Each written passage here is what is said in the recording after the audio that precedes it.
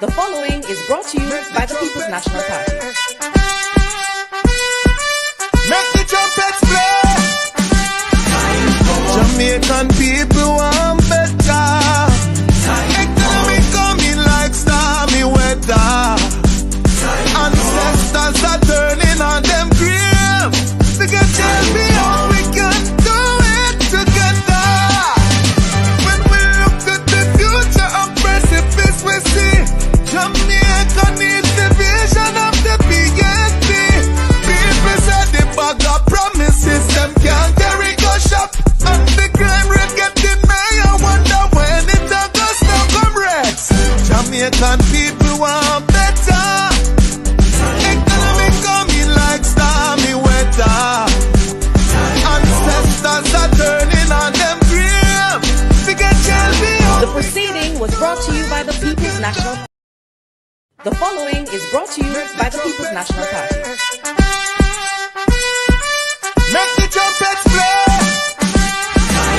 Jamaican people want better. Economy coming like stormy weather. Ancestors are turning on them grave. They can tell me how we can do it together. When we look at the future of precipice, we see Jamaica needs the vision of the PNP. People said the bag of promises, them can't carry go shop. And the crime rate getting high, I wonder when it does now come rest. Jamaican people want better. Economy coming like stormy weather. Ancestors are turning on them grave. They can tell me how. The proceeding was brought to you by the People's National Party. I know why you come to me with that foolishness, you know. You elect a prime minister, and is a prime minister run the country. It is time we learn to hold our leaders accountable for their actions and stop making excuses for them. Stop making excuses. Otherwise, go elect the people who really run in the country. And I don't want to right start that stupid argument. Hold the people you elect accountable. And stop making excuses for them. Hello, welcome. Happy Friday. Happy Friday to those in television land. Happy Friday to our silent supporters. Happy Friday to everyone in the chat. As usual, thank you so much for joining us. Really appreciate each and everyone continued support and endorsement. Guys, remember when you come in, please just thumbs up the live, share it out if you can. And if you're new to the channel, please show us some support by subscribing. Tonight's topic is PNP leading in the polls, GLP doubling down in their corruption with your host Baron and Anne-Marie. Before I welcome those in the chat, let me just quickly remind you guys to go and support Daisy Magazine at maxter.com/p/Daisy. And remember Mr. Golding's visit that's coming up on Friday, November 1st. That's next Friday. And it's going to be at the Westing Toronto Airport at 950 Dixon Road, Toronto, Ontario. Cocktails at 6 p.m. and dinner will be at 7. So those who are able to can attend. Definitely. Right. So there you go. All right, so let me just welcome those in the chat quickly. Dorothy McCoy, Truck Life, Beverly, Laris Beckford, Carla E. Banks, Patel Cruikshan, Lennis Shim, SG, Don Mel, Falmouth Girl, Sonia Ellis, Willie Don, the Isaacs family, Gigi Jones, Sam Allen, Uriel Dharma, Una Vassal, Cynthia Beer, channel member, Sonia Newman, Lynette Jenkins, Dolores Logan, Freedom, Audrey Ree, K, Tansley Thompson, Andrea Hunt, Debbie Miller, Carlton Robinson, Ricardo Campbell, Fitzroy Palmer. Welcome. Thank you guys so much. Frontline worker, welcome. All right, so I'm going to hand over to Baron while I do some housekeeping. John Scott, welcome. All right. Thank you, honey, for that usual precursor there. Right. Always, very good in terms of welcoming our guests and our listeners. Right, well, Jamaica, we have seen all my supporters, listeners, locally and in the diaspora. We have seen that the People's National Party on a momentum.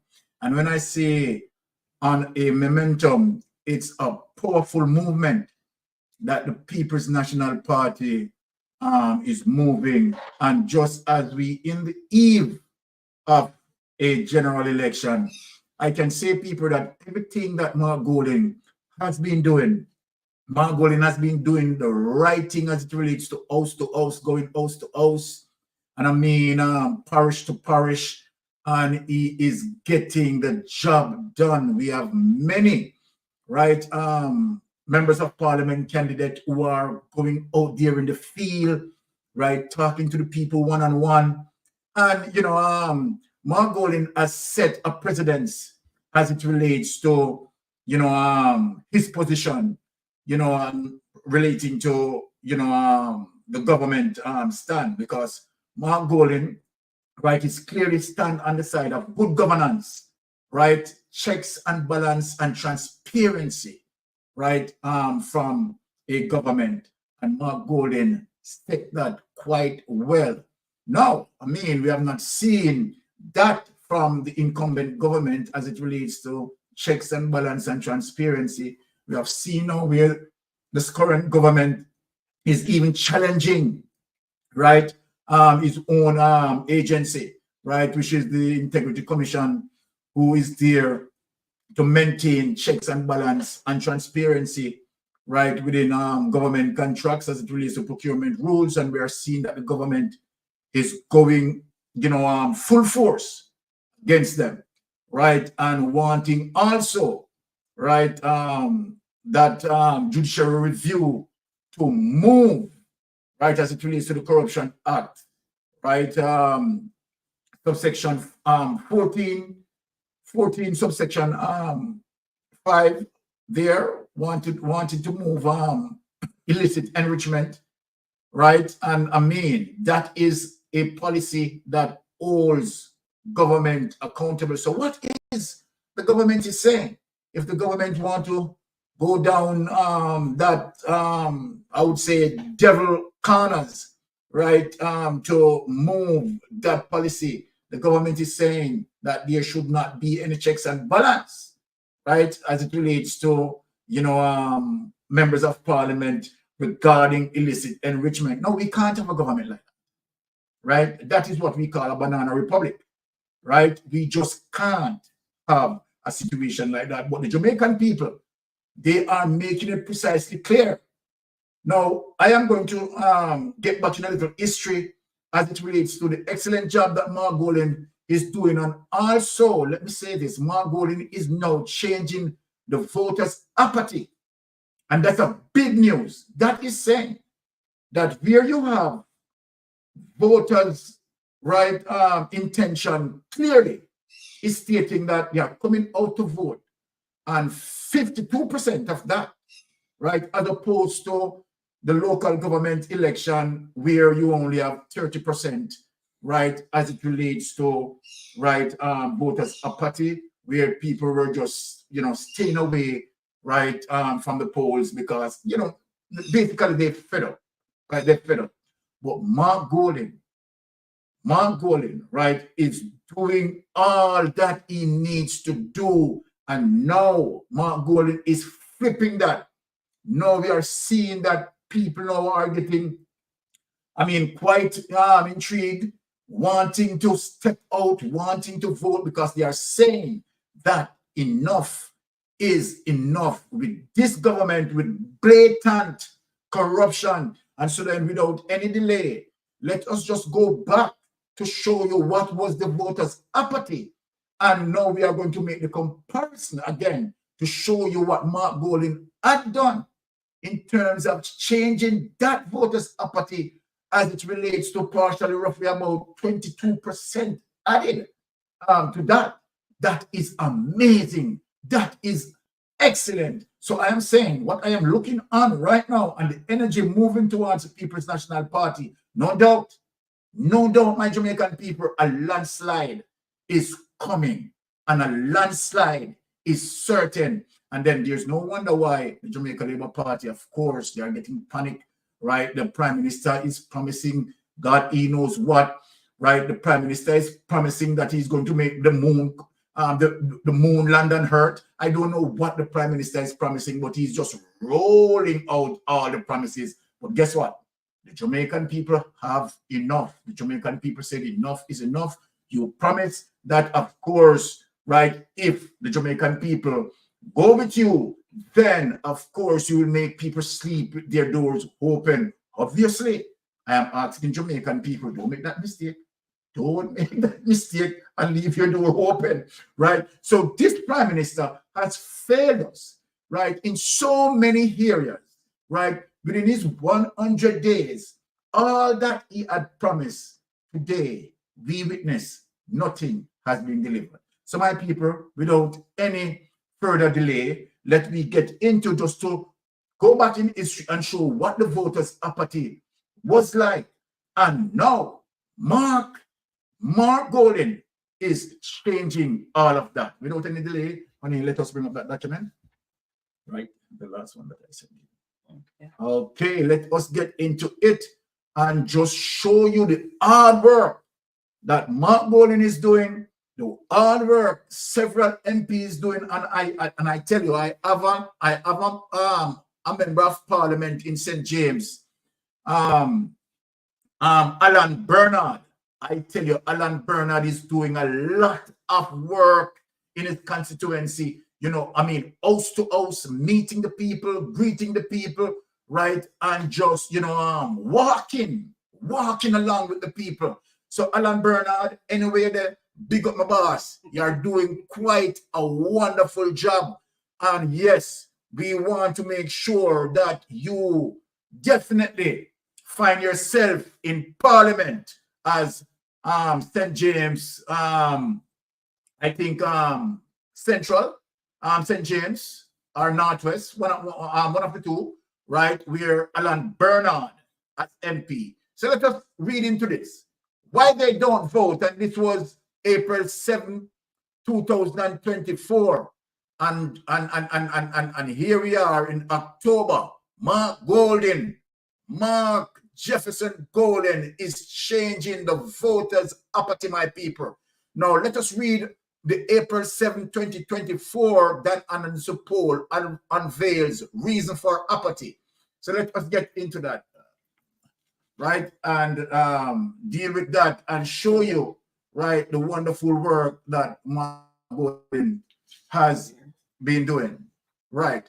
Now, Montego Bay, St. James, the belief that corruption is rife among political parties surfaced as the #1 reason the majority of voters continue to stay away from the national elections, according to a survey conducted by noted pollster Dan Anderson for the Electoral Commission of Jamaica. And remember, this perception stretch across the length and breadth of Jamaica, where, you know, people are saying, as it relates to the level of corruption, right? Corruption is so rife, right? People are just tired of the plain corruption as it relates to the Jamaican Labour Party administration. The poll results were shared by ECJ Chairman Earl Jarrett in an address to the 153rd Synod of the Anglican Church in Jamaica and the Cayman Islands in Montego Bay last week. Jarrett told the Synod that respondents included voters and non-voters, with each indicating their reason for not participating in national elections. Among the other reasons offered by respondents were no difference between parties, right? And clear now, people are seeing the difference between the parties now. Non-performing effectively, right? No confidence in them. Our parties make too many unfulfilled promises because, you know, people face, as it relates to Andrew Holness, get into in power, right? And all what he had promised, as it relates to its first 100 days. I mean, the entire Jamaica witnessed that not one being delivered. Referencing voter turnout trends since 1962, the ECJ had said 1962 to 1980. Figures reveal an average of 81.5% right turnout for elections. So there you see, my people, that in 1962 to 1980, right, the percentage in terms of voters turnout was 81.5%, right?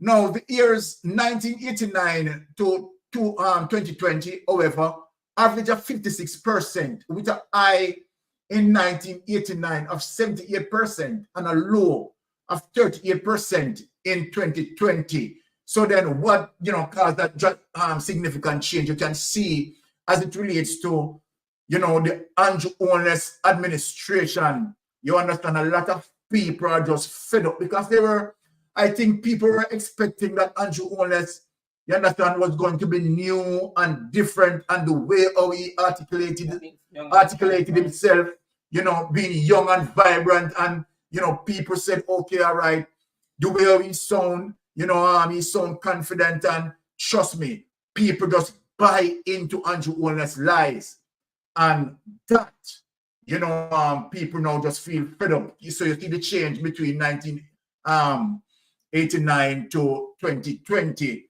right? Where that is. Registered voters moved from 796,540 in 1962 to 1,913,410 in 2020. Those who voted increased from 508, and if you notice in 2020, right, you see that 1962 to 1,913,410 in 2020, right? The amount of people, right, who jump on the train, right? Those who voted increased from 580,517 in 1962 to 714,808 in 2020. So you see that there was an increase there, right, in 2020. So let us ask ourselves a question. What happened between 2020 and, today, as we speak?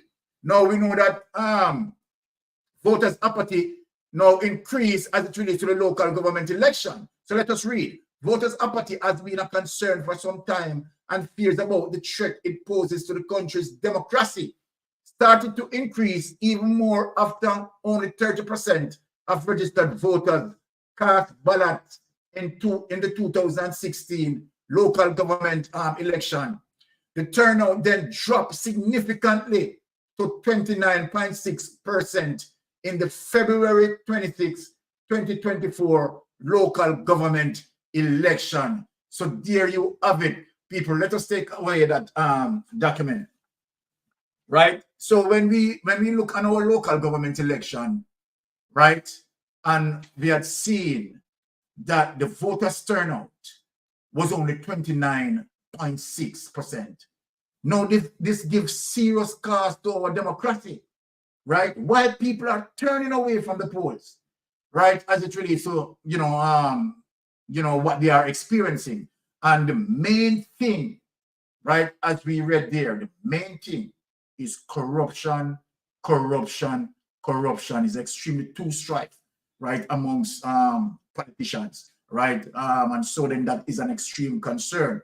But no, I am going to show you a document as it relates to recent Dan Anderson poll, right? That Mark Golding, just as what I am saying, that Mark Golding now get into the mix.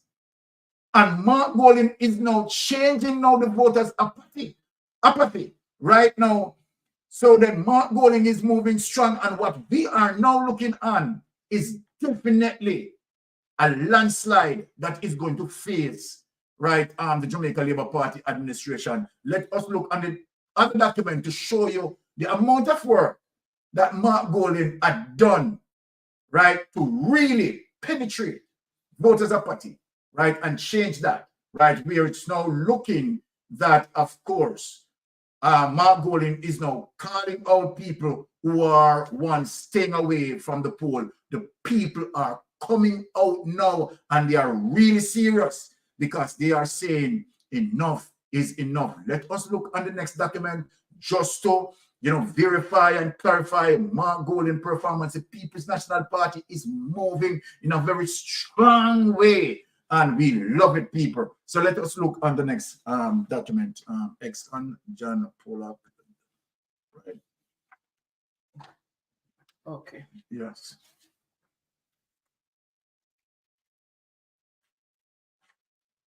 All right. So let us show the difference here. What we are seeing, right, in terms of hard work being carried out by Mark Golding and, of course, right, other candidate members, right? So people look at this, right? Now, when we look here, right, John Pollock, this means voting out of the government. People want a change. People are fed up with the government telling them things are better and they're not experiencing it. Rampant corruption by government, lack of genuine opportunities, and the runaway crime rate. And there it is, people, 52% of Jamaicans expected to vote in the next election. And this was done by, of course, none other than Dan Anderson. And this poll was conducted between September 27 and October 3rd, 2024. Take that away, honey, and let us talk to the people then, right? So that the people then see, right, as it relates to the great work being carried out, right? Where Mark Golding is just penetrating, right, in terms of that, reducing voters' apathy, right? And there it is, clear, right? Where Mark Golding is now taking it from 29.6% in the local government election. Here today, what we have, a whopping 52% turning out. And let me say this, my Jamaican people, between now, right, and the election to call, Mark Golding is going to further reduce that voters' apathy. More people are going to come out because, of course, and let me say this before that situation happened. Now, let me tell you something, people.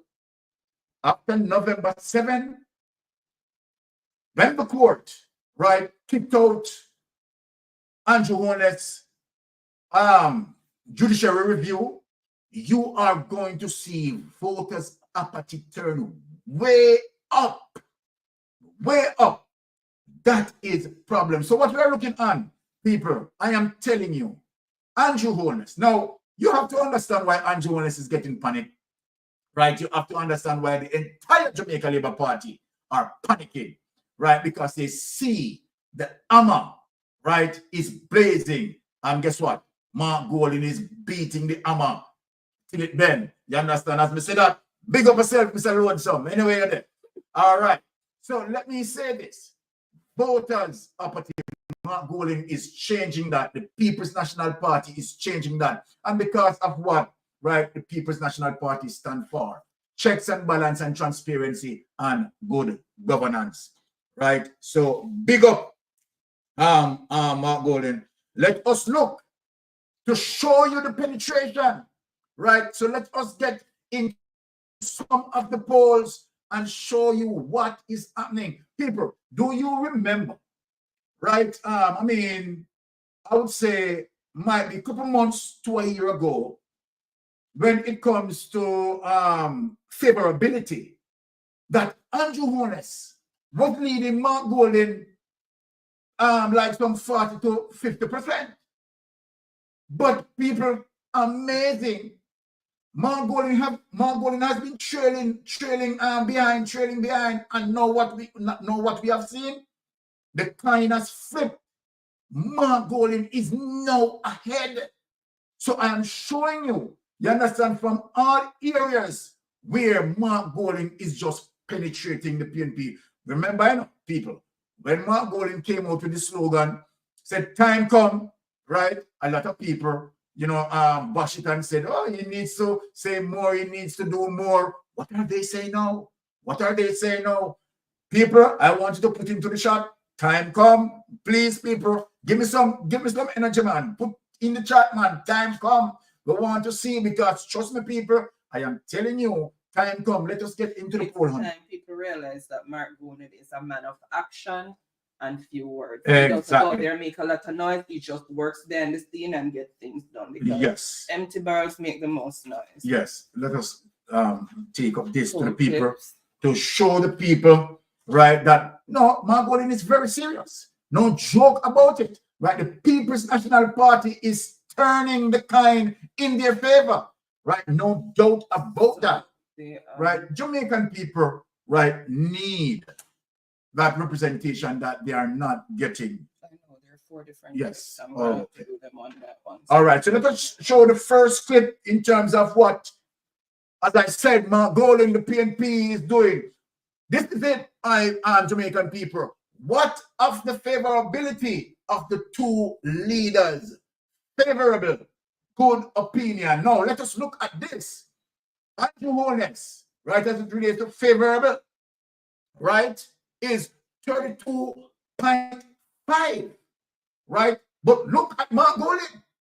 Mark Golding had changed this, right, over a short period of time, right, where Andrew Holness at one point was leading more than 10%.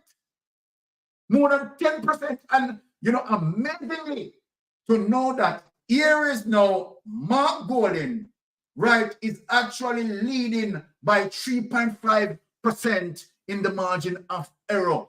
This is an excellent performance. Trust me, and I tell you, the longer Andrew Holness stay to call the general election, I am telling you, he's going to lose grounds. No two-way about that. So people, I want you to see that. There it is for yourself. Favorable, good opinion, right? Where Andrew Holness was once leading by more than 10%, right? Reduce.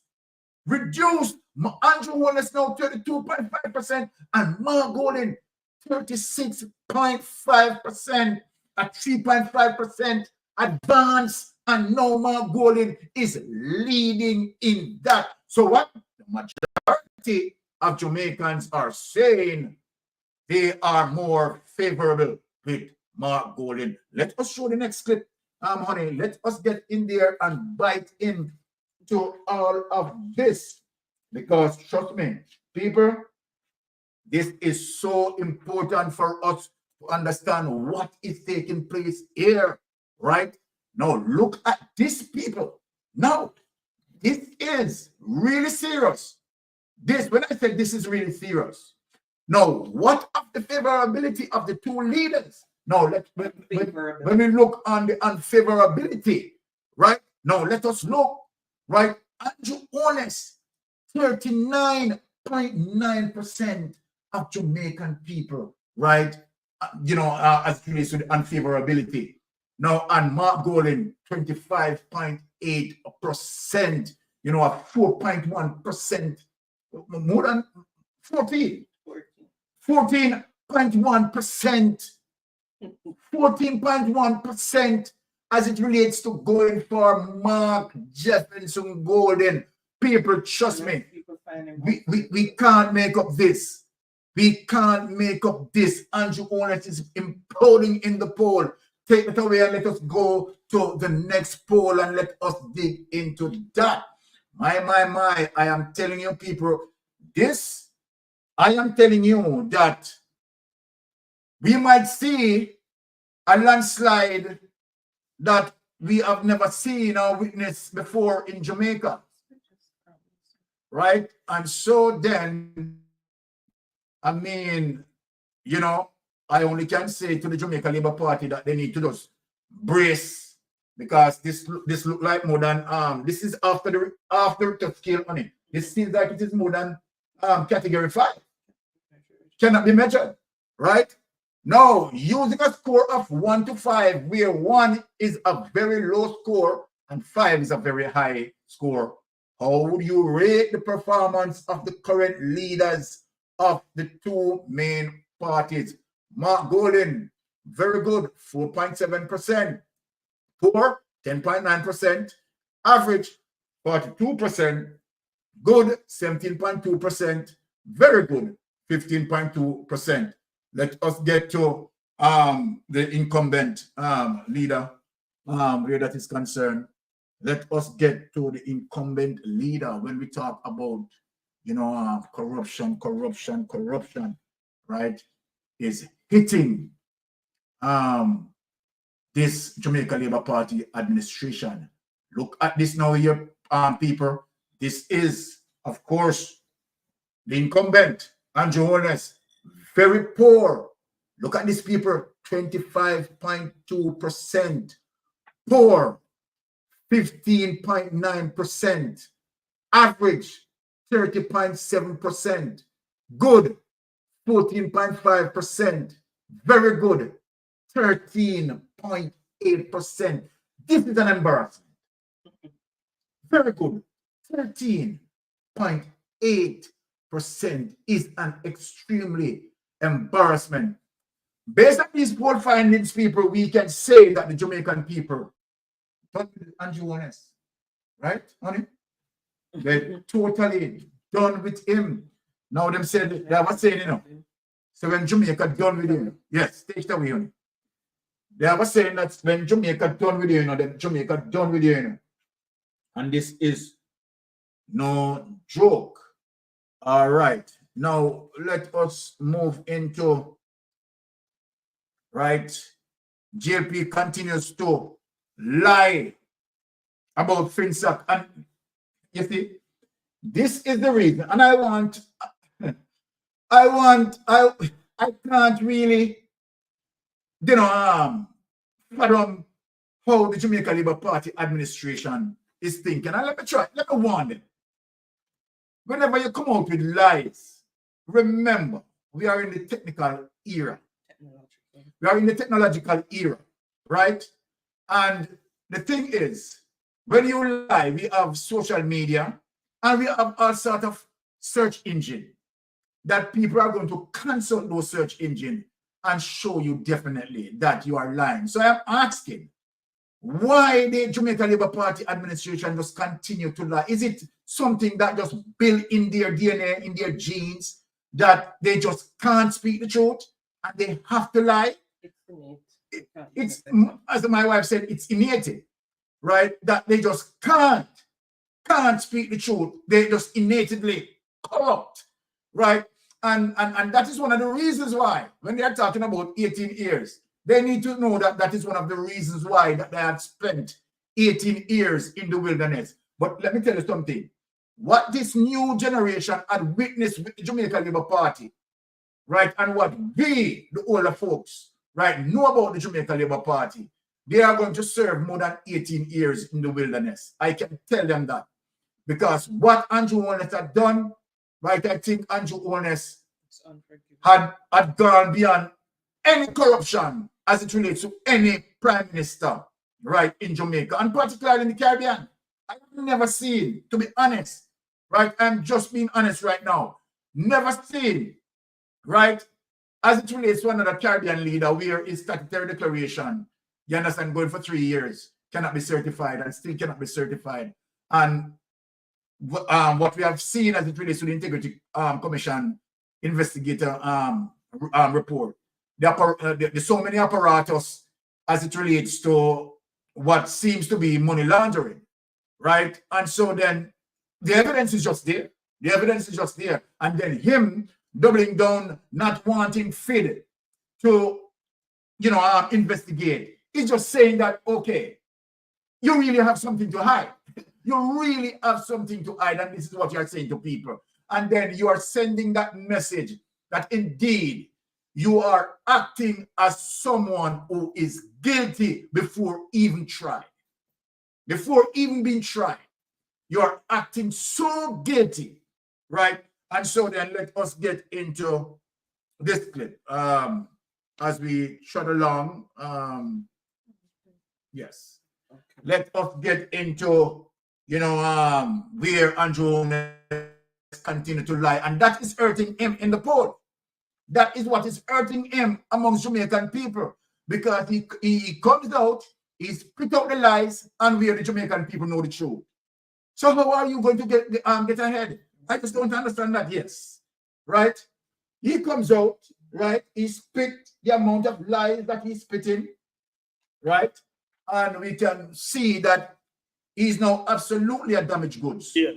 That when I tell you that I shudder to think what could happen, it is because I lived through FINSAC and I saw people suffering as a result. I saw what happened, how the entrepreneurial class was totally destroyed, wiped out, not only by bad economic policies related to how banks were regulated, but it was also destroyed because it created a false notion that investing in government paper was really investing. It created what I call a lazy set of entrepreneurs. And it is that lazy set of entrepreneurs who now want to come around the country. It created a class of people who believe that buying government paper was actually creating wealth. We must never allow that notion to return in our country. Because right now we have created, this government, this administration has properly established what it means to be an entrepreneur and to create wealth. People now have to go and invest in real wealth, in real business. There is no mystery as to why it is, as the Jamaican Labour Party come in, the unemployment rate move from as high as 13% to now 4.2. You know why? Because investors now have to do real investment that employ people. They have to invest in the real economy. And government borrowing is not crowding out real investment. These are some of the fundamental changes that have happened in our country. That sometimes the ordinary man, yes, worry about his salary and all the other issues, which are important issues. But in order for us to address the issues that are bothering you now, the pain points, we have to change these fundamental issues. The bad roads, the lack of water, poor public transportation, all of these issues did not happen overnight. They happened because we had a government that neglected the fundamentals. What I call, the best way to describe it is voodoo economics, smoke and mirrors economics, creating a false sense of wealth through high interest rates.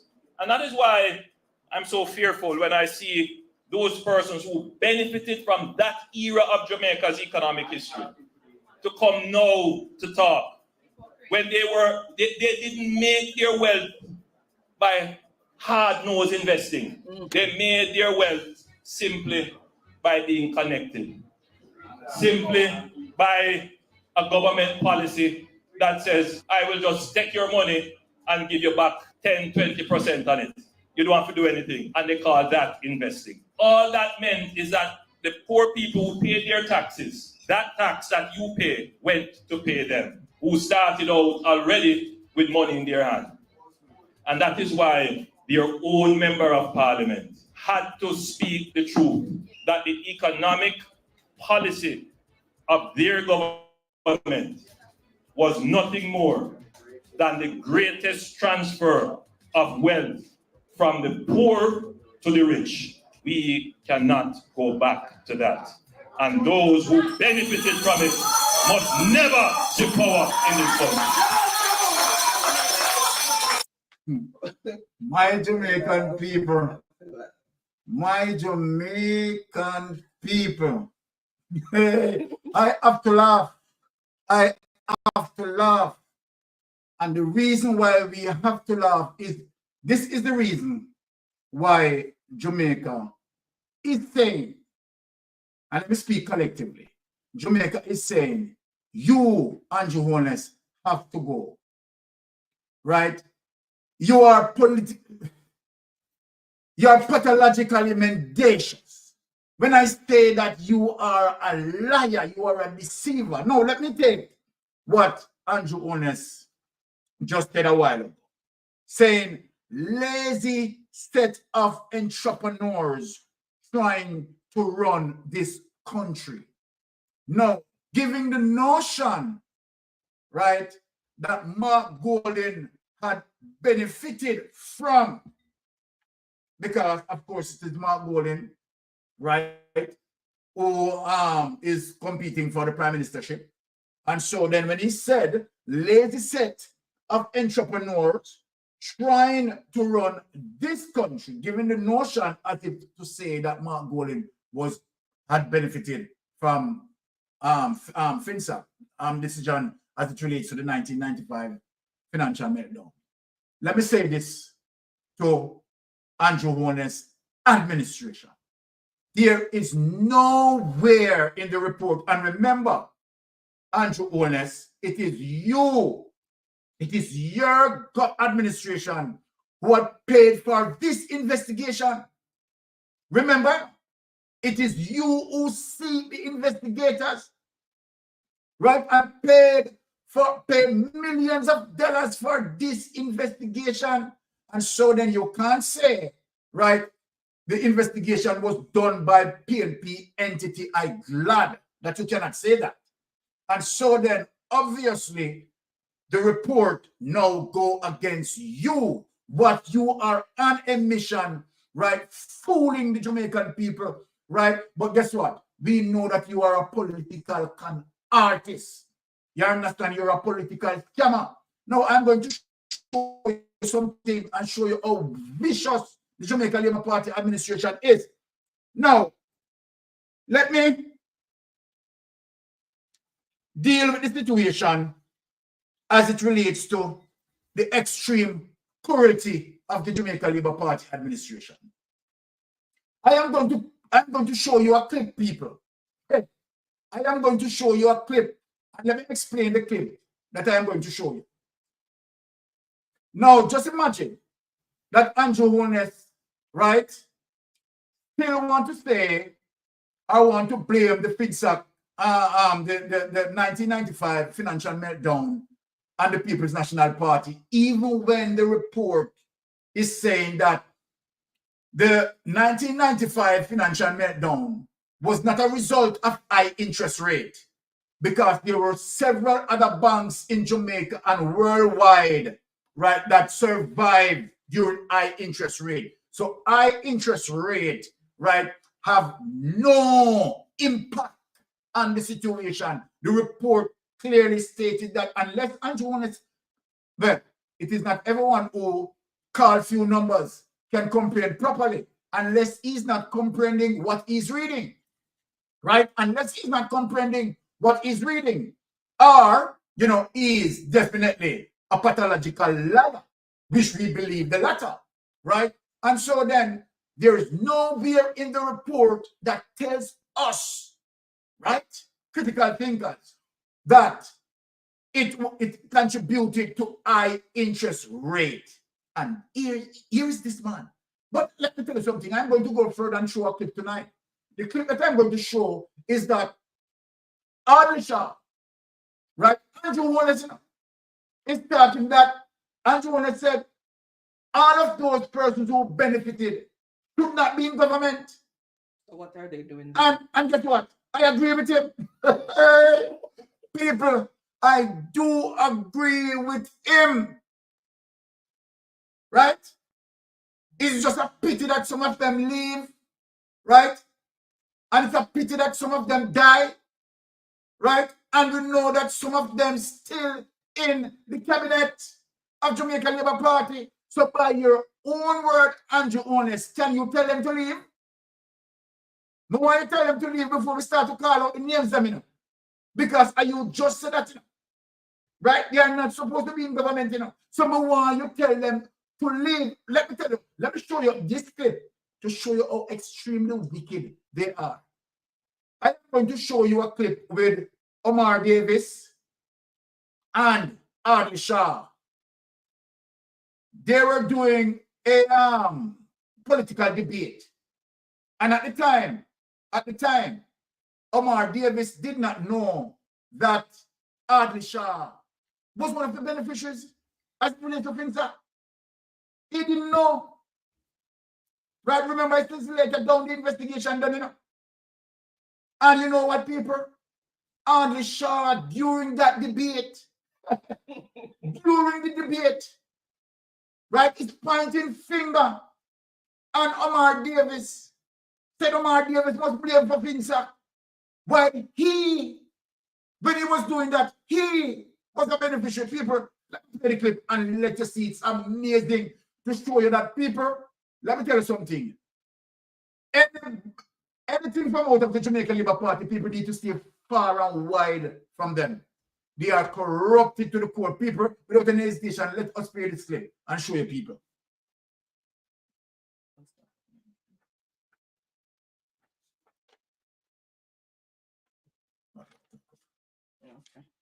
Let us play that clip and show you it's amazing, unbelievable. People, look at this. This is dry and barefoot. During the 1980s, late 1980s, the JP government removed some services from section of local government system towards central government, partially emasculated the KCC. Some of this was said to be all in the name of management of the economy. Was it right then?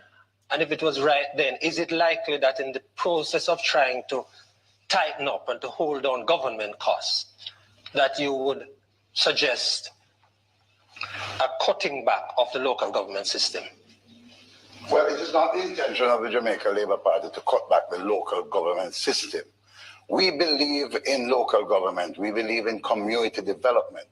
And as a matter of fact, one of the plans that we have is that, you know, while the government has been building super highways and bragging about the highway from here to Old Harbour or wherever, the fact is that the parish infrastructure in Jamaica has totally broken down.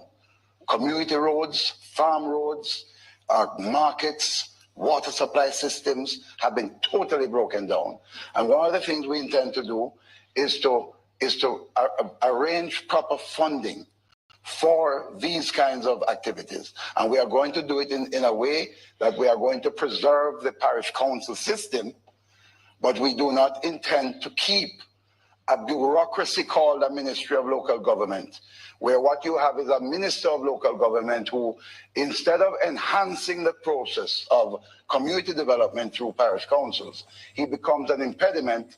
He becomes a political victimizer where he withholds resources from the parish council system. We are not going to tolerate that. We are prepared to abolish the ministry, and we are prepared to make sure that we have strong, accountable parish council systems that will account to the Auditor General in a similar way as the Parliament accounts to the Auditor General. Let me say, first of all, that the high interest rate policy of Omar and the PNP has been one of the most destructive forces in the history of Jamaica's economy. It led to the financial sector collapse, where over 40 financial institutions went. Entrepreneurs that previously had been heralded by him, some of them are exiles abroad now. Many entrepreneurs lost their businesses. Many companies that were over 100 years old in Jamaica were destroyed and sold to foreigners. That is the legacy. And even one of his colleagues who sits in this room today described it as the greatest transfer of wealth from the poor to the rich since the abolition of slavery. This is why the Jamaican Labour Party is committed passionately to the need to reduce the debt burden, to have a credible debt reduction plan, to find sources where we can borrow money more cheaply, including the multilaterals, because we're going to go to them for project-specific financing. We are going to do, we have other initiatives on the cards. We're going to use... Honey, take it away. I just want the people them to hear that, right? I just want the people them to hear what the man said to Omar Davis. Speaking about Omar Davis, the greatest transfer of wealth from the poor to the rich. And while he was saying that, he is the very same person who had benefited and defaulted, and it is the same Omar Davis has to bail him out. People, you don't want it wicked. It cannot be more wicked than that. When you witness something like this, it cannot get any more wicked. This is how cruel the Jamaican Labour Party administration is. Can we just imagine that that came out of his mouth? The man who knew very well, he knew very well that he had benefited, he had defaulted on his loan. Not only him, you know, Edward Philip George Siaga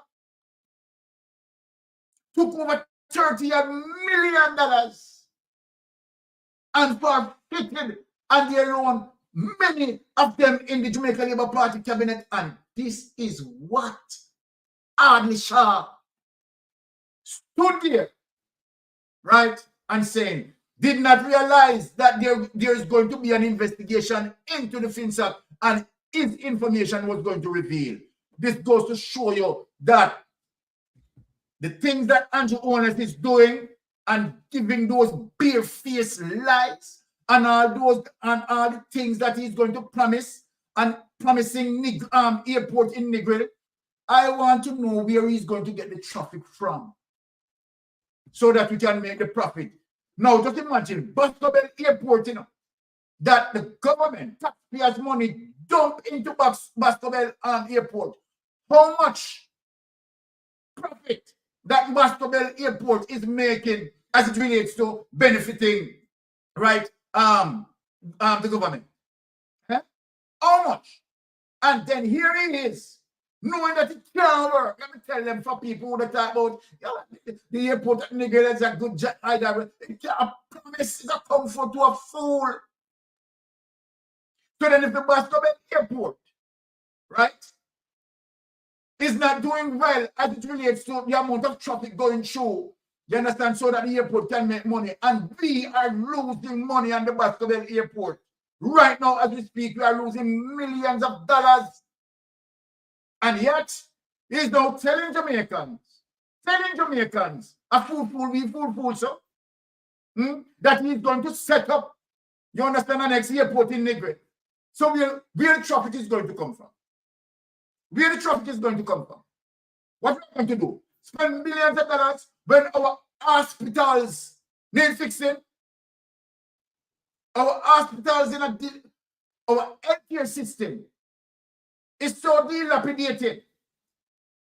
And you, right, spend billions of dollars at Boscobel Airport, right, to please who?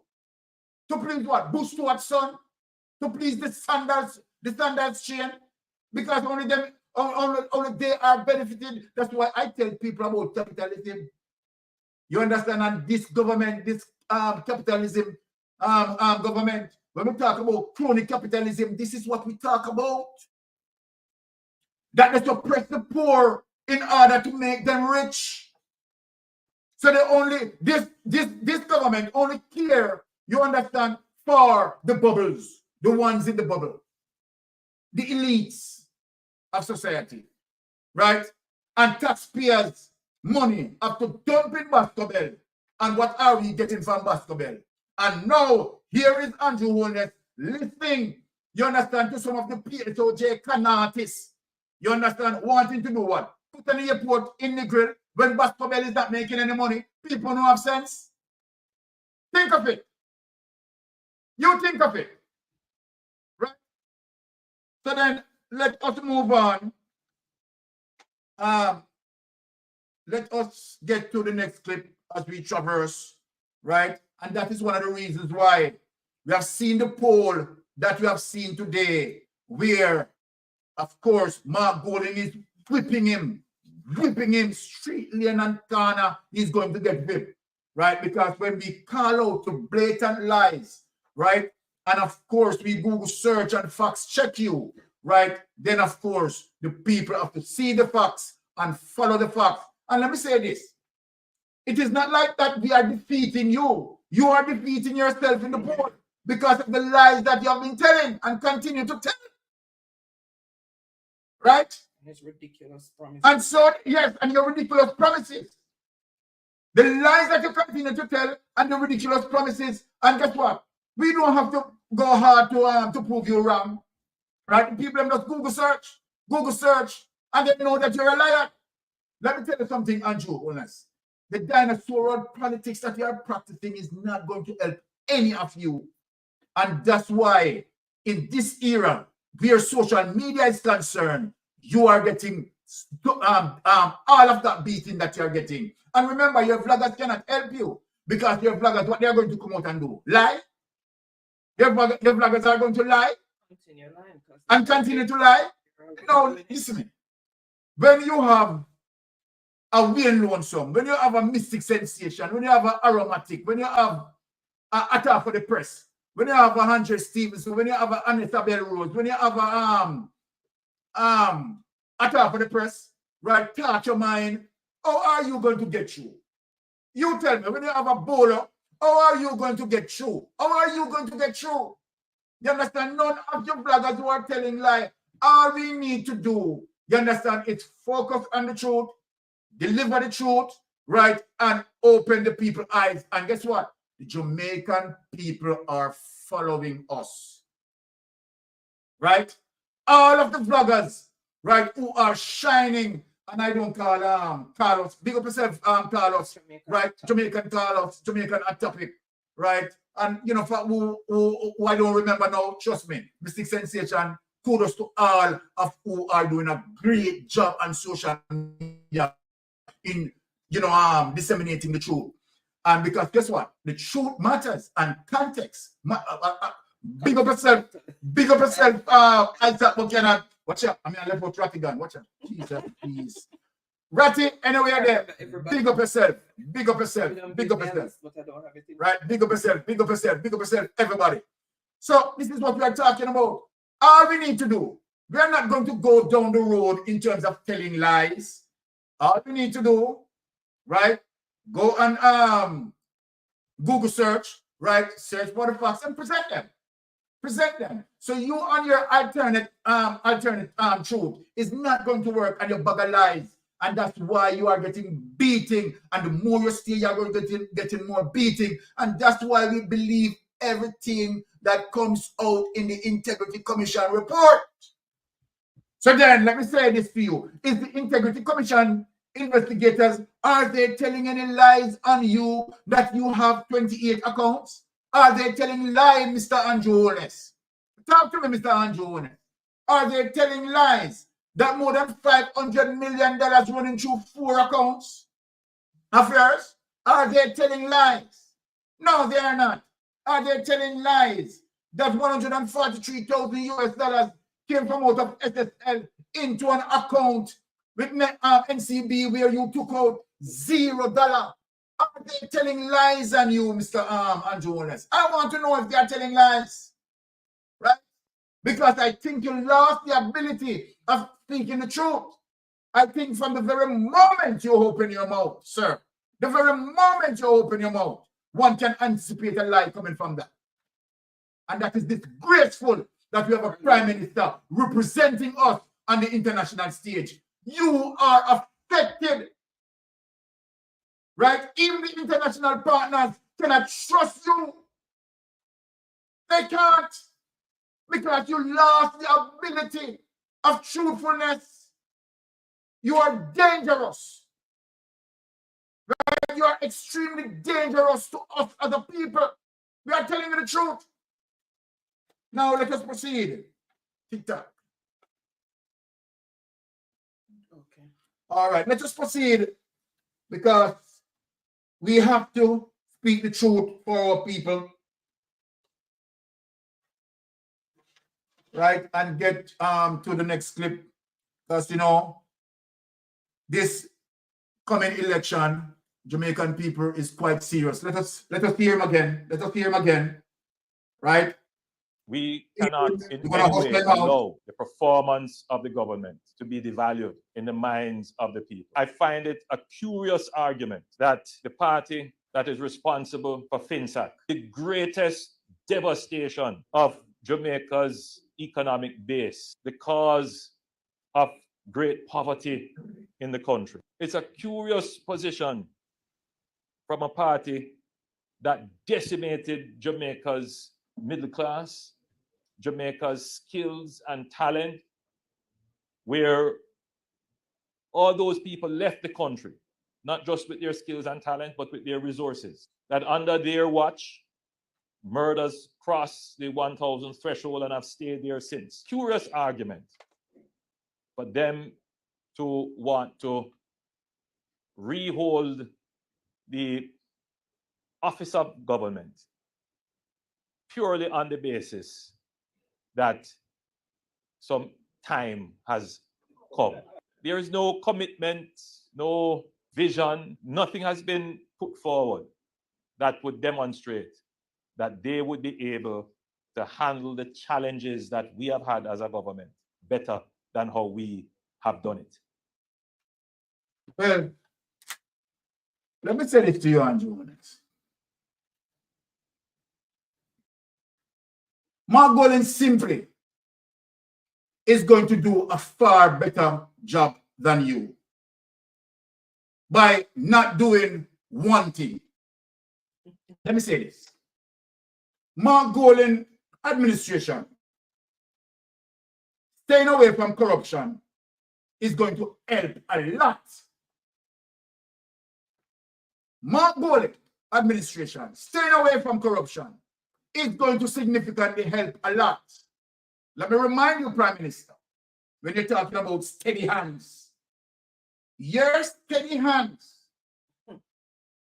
mingle in SSL. Your steady hand, right? We owed $2.3 trillion in debt,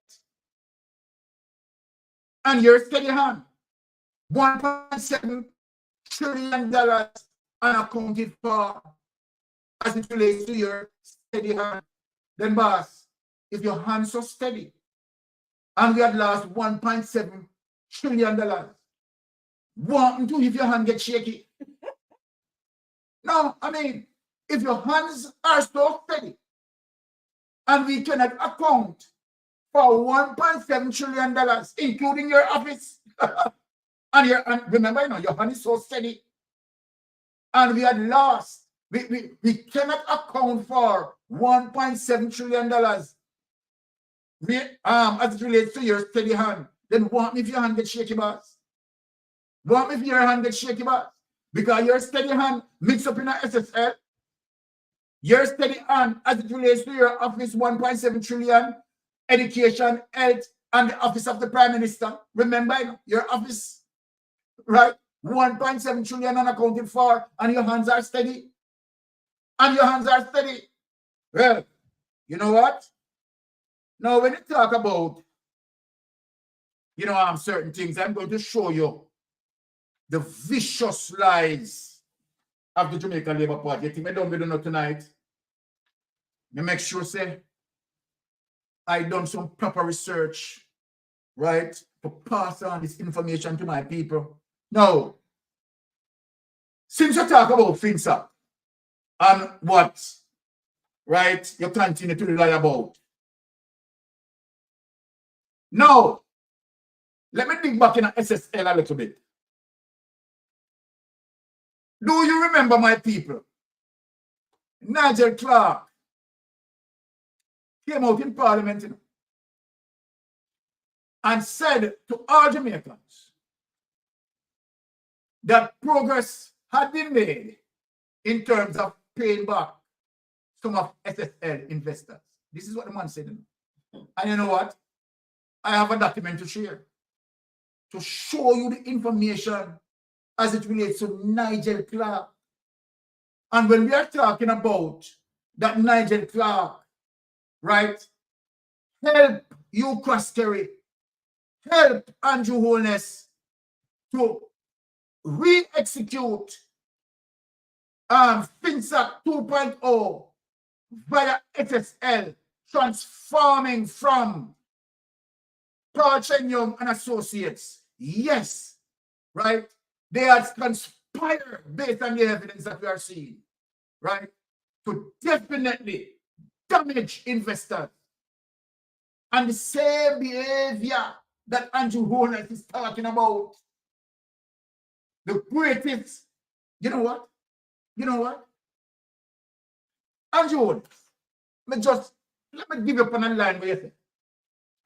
You just spoke about the FINSAC and you said it is the greatest devastation where money was taken from the poor and give to the rich. Let me ask you a question, Andrew Holness. What SSL had done, what both you, Nigel Clarke, what have you had done in SSL? Have you taken money from the rich and give to the poor? People have their last investment and put it in SSL and had lost it. And who is in possession of that money? Who is in possession of that money? That I want to ask you. You just said on the clip that what the PNP had done with your lying lips, right? The wickedness as it relates to the 1995 financial meltdown. The greatest transfer of wealth from the poor to the rich. What SSL had done? I want you to answer me on Holness. Yeah? And when Nigel Clarke went out and said, no stone is going to be left unturned. And he has not touched one. So you tell me what SSL symbolize in respective of what you just said. Yeah? What SSL symbolize in terms of what you just said? It goes to show you that you are a dirty hypocrite and you're a parasite, bad mind. So when people are talking and asking you about certain issues and they talk about people bad mind you, it is you who bad mind the black man who put in money in a SSL, right? The black man who put in money in a SSL. I want to make up and take the man money. No one bad mind. Eh? No bad mind that. Let me ask you. No bad mind that. Covetousness. Bad mind, covetousness, and greed. Eh? No, the man run for your money. Work hard for your money. Catch Jamaica and it's back. No who no bad mind him. Eh? No one bad mind him. Take my money. Because no. Him too black. Him not supposed to have that. Him too black. Him not supposed to have that. We are talking for what it is, you know. Because you don't respect him. Eh? The icon. You don't respect the icon. You understand? You don't care who he is. You disrespect him so much. And yet you run come out. Even you shouldn't have gone campaigning. You shouldn't have campaigning. You should be preparing yourself to get into the judiciary. That's what you need to do. But to show you how you double down on your corruption, you put the Integrity Commission investigators right in Parliament interrogating them as if the distinguished people are criminals. Eh? Want to turn the distinguished people into criminals, right? When you and your administration, you understand, criminal activities right? And yet, you're putting the Integrity Commission investigators that you and 3 occasions applauded, right, to have excellent performance. And here you are, because they put you under the microscope, the people them find you out. Right? The people them find you out and highlight the dirty deeds. So what you do now? What you do now? You understand? Want to double down with your wrongdoing? And you want to burn down the institution of justice. That is what you want to do now.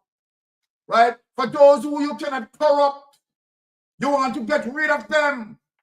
Right? You want to eliminate them. Right? Be the Jamaican people tired of you. You understand what I'm saying? So now, let me show the people as it relates to Culinary. So while you jump out, right, your administration as it relates to Nigel Clarke, I said, let me tell you something, Nigel Clarke, there's a special beating for you, Yaga IMF. Let me tell you something, man. There's going to be a special beating for you, Nigel Clarke. A Father God is going to beat you, you know. We are going to leave you up to God. Do you understand me? I said, when you go on your knees and pray, I wonder who you pray to. But me said, there's a special beating is coming your way, Nigel Clarke. Andrew Holness, you? Remember, you are the personification of the devil himself. Let me tell you that. Now, let us get into this report and show you how crooked these people are. MF government consolidated update. Okay. Now, these people continue with their trickery, asking Crawl to come and investigate. And when Crawl came and investigated, and Crawl found what they found, the amount of wrongdoing, now they sit and want to cover the report. Right? Okay. Now they sit and want to cover the report, my people. But Mystic Sensation, we are going to dig into it tonight and expose some stuff. Is to show you that Nigel Clarke must not be believed. He's a liar. Right? Nigel Clarke is Beelzebub who sits on the right-hand side of Satan. And we don't know that Andrew Holness is Satan, you know. We don't know that Andrew Holness is Satan. And Nigel Clarke is Beelzebub. Now, let us look at these people.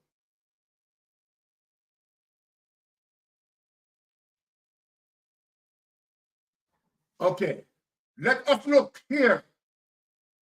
2.2, transfer of local securities. Transfers began in September and as at April 16, 2024. People know listening now. Bulletin point number 1, 1,230 client accounts, totaling approximately 15.37 billion of local equity and fixed income securities were transferred to accounts specified by these clients. You know, hear that, people? Jamaican dollar cash of approximately 665 million for 338 clients has been paid over to these clients. You know, hear them liar, people? Want to hear them lie them, you know, people? More want to hear them lie them when Nigel Clarke plan up for dinner.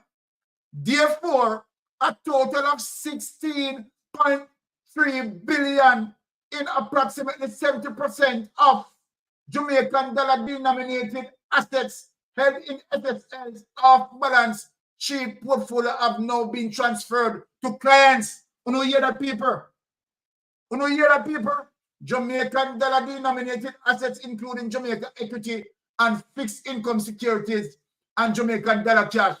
For the remaining Jamaican dollar securities, totaling 7.6 billion in value, the temporary manager is pursuing an agreement with a trust company for the en bloc transfer of these remaining Jamaican dollars assets, which will be held by the trust company in custody for clients. More details will be provided once this agreement is finalized. SSL continues to process requests to transfer available cash balances. Clients are required to submit their requests, including payment details, to the service team. Take that away. Take that away. Take that away. Now, evidence number one. But now, watch it now, people. Look at this now, people. Play the next document on it. Okay. Doing a wonderful job on it. Let me just take some water and just cool the engine a bit. Close it out again. This thing came back. Let me just. I think we closed it out. Let me just there's some patience with us, because I tell you that the clipboard is full enough. So wife, you have to take our time to go through. So just bear some time with her, because the clipboard, as I said, people, the clipboard is full. You understand? Now, okay. So yes. Pay back. Pay them back. Yes, all right. So let us look in to show you the corruption, right? No wonder why Adli Shah did what he did and say what he said there, right? All of them, they are corrupt, lie, criminals. It's not shared. All right. So we are going to share this document. Right? So when we talk about the previous document talking about the process of paying back all those clients, now on look on this and now, people. On look on this now. Pay them back. JLP slams spreading of lies about Prime Minister and government relating to SSL. Urges firm to compensate both other and others investors. People, imagine. People, yeah, let me tell you something, people. I mean, look, them people really take people for idiots, you know. Just hear that. Pay them back. JP Islam spreading of lies about Prime Minister and government related to SSL. Urges firm to compensate both and other investors. Can you imagine, people? Eh? The party, in a statement issued on Friday, also rejected what it describes as barefaced lies being told by People's National Party operatives. You know, hear that, people? Who seek to connect the Prime Minister Andrew Holness and the government to wrongdoing at SSL. So let me ask a question. Let me ask a question for the first paragraph. Hold on, let me ask a question for the first paragraph. So, honey, the Integrity Commission investigator, the Integrity Commission investigators now investigate and found out that $143,000 US left from SSL and going to an account at NCB, where Andrew Holness take out that account at $0.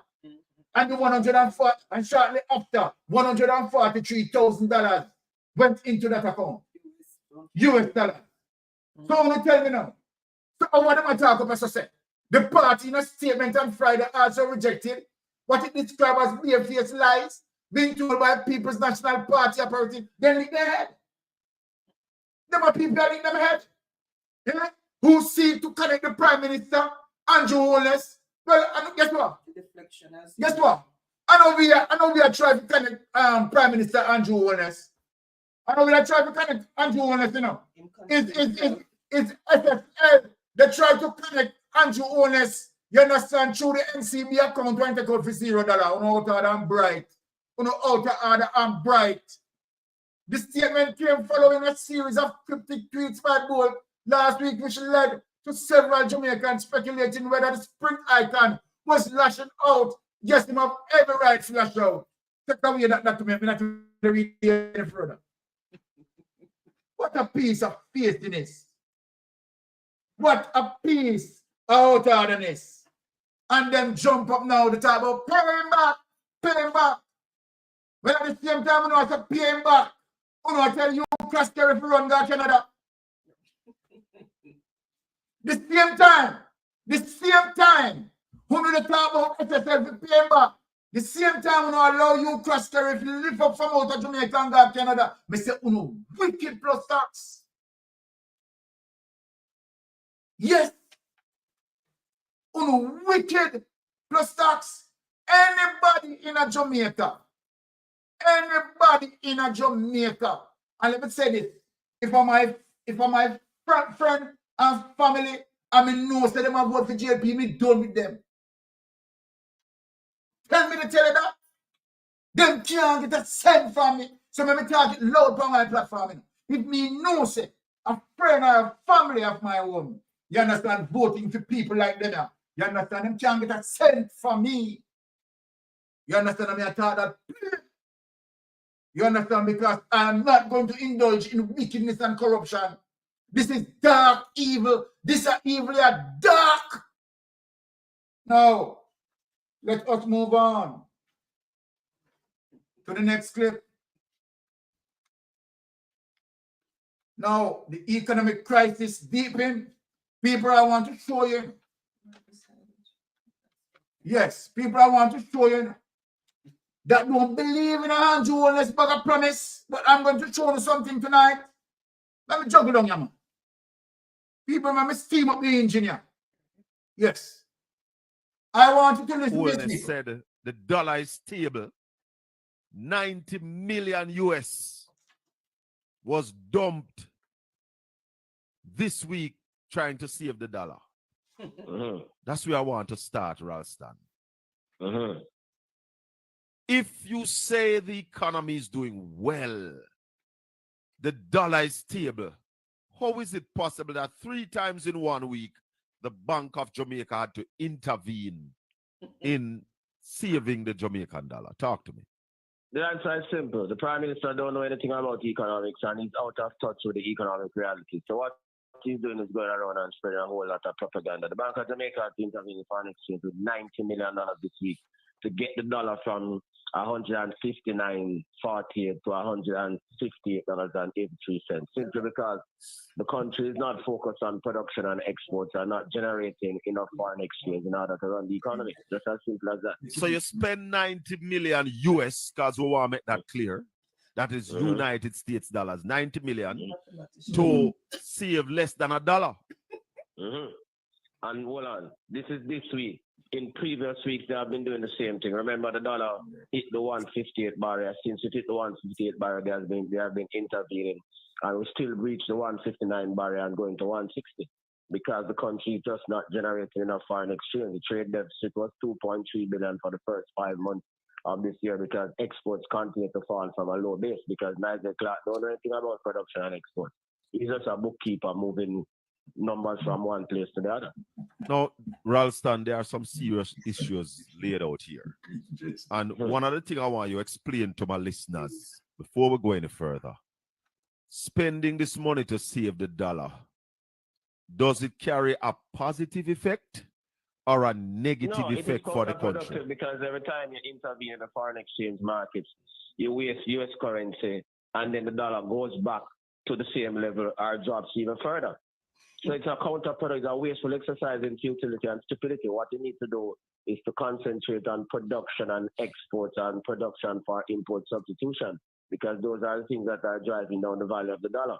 The government is not focused on production. The Planning Institute now tells us that the economy is flatlined during the second quarter, April to June, 0.1%. So Clarke's growth record is very bad. No. Exports continue to decline back to back for 5 straight months. All right. So we can understand export declining as well, because what happened to our agriculture base? Is that back to where the production used to be before Beryl? No, man. You mad? All right. Ralston, I don't want people, I don't want to get emotional about this, because this is very bad and people don't understand. So you spend 90 million US dollars making US dollars available. The intervention over the last 2 months is more than $200 million. 200 million US. Over the last 2 months. What that do to the debt? What that do to our debt? Because where we get that money from? Well, that is from the net international reserves. So some of those money are the monies that flowed from the tourism sector, flowed from mainly remittances. So now that the remittances are declining and the exports are declining, that is why you are seeing this massive pressure on the dollar. So, for example, when they did the first intervention, they pumped 30 million in the market, but the market wanted 76.5 million, and that is why they went back again and pumped another 30 million. And that is why they went back again and pumped another 30 million, because we are really in Christmas season now, and everybody is importing. But hold on, if it needed 76 million, why you never just pump that one time instead of go 90 million over 3 times? Well, you have to ask the governor of the Bank of Jamaica and his team about that. Ralston, there is no production happening. No. Beryl destroyed the agricultural sector. The minister said it is about $10 billion worth of damage. Have they pumped that $10 billion back in agriculture yet? No. When they said they're going to do that? They'll tell you that the assistance is very slow and all of those things. And then there's also the problem, apart from the damage to crops and everything, there's also the problem with the rural road network, which was already bad. So if you talk to people like Norman Grant, the managing director of the Mavis Bank Coffee Factory, you know, coffee is one of our biggest exports. Right. They'll tell you that the road is in a devastating state and it is leading to an increase. Take it away, honey. Take that away and let me talk to my Jamaican people, because as it relates to other clips that I'll be touching, Jamaica, my Jamaica brothers and sisters, let me tell you something. The country broke. Yes, the country is broke. And so then all the promises that Andrew Holness promised, right, are just fictitious lies. Me to tell you that the country is broke. Fairy tale come up with. Fairy tale, and that's why this man is dangerous. This man realized that he's in a conundrum as it relates to the investigation, right, that is in pursuit where is illicit enrichment is concerned. And so then him trying and promising out everything for the means to stay in power and try to continue to corrupt the system. But the real truth is, people, the country is broke. And I'm going to show you evidence of why the country is broke. Now, we all know what is fiscal discipline, right? And for any economy, you understand, who try to deal with fiscal discipline, they will try to reduce borrowing, right, and produce more, right? So those two items that will define fiscal discipline. Is Jamaica doing that? I am going to show you some things for you to determine that. And then don't watch all of what Andrew Holness is promising. This is one of the reasons why Andrew Holness cannot fix the Troy Bridge as well. So when they make the big promises and they know that they're lying, right, and they send a tractor there, you understand? They design the trickery to turn over the tractor and then it stopped. The bridge stopped because they know them can't spend the money on that. The country is broke.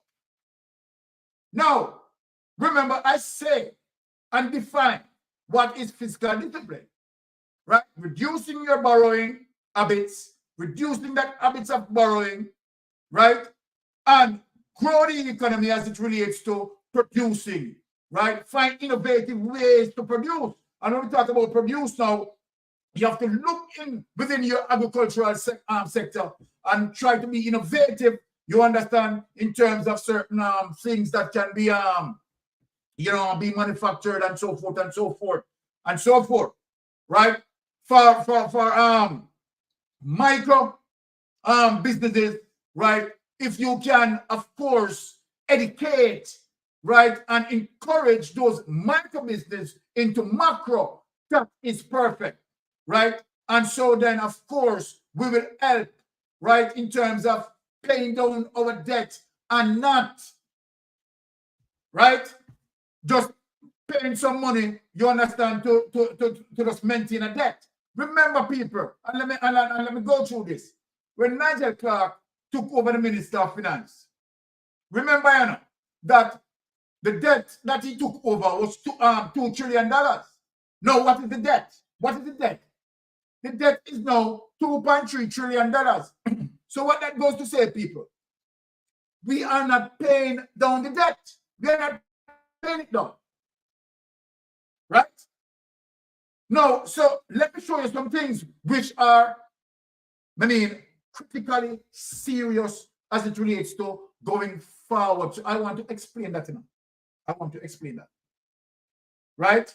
Because, again, remember, as I said, fiscal discipline is all about reducing borrowing and making sure that we are producing. Right? We are not producing. We are not producing. Right? And if we are producing, then that would help us in terms of doing what? Export more and import less. Simple mathematics, you know, people. Simple economics too. Right? But let me show you something what Jamaica need to concern about, right? As it relates to Nigel Clarke.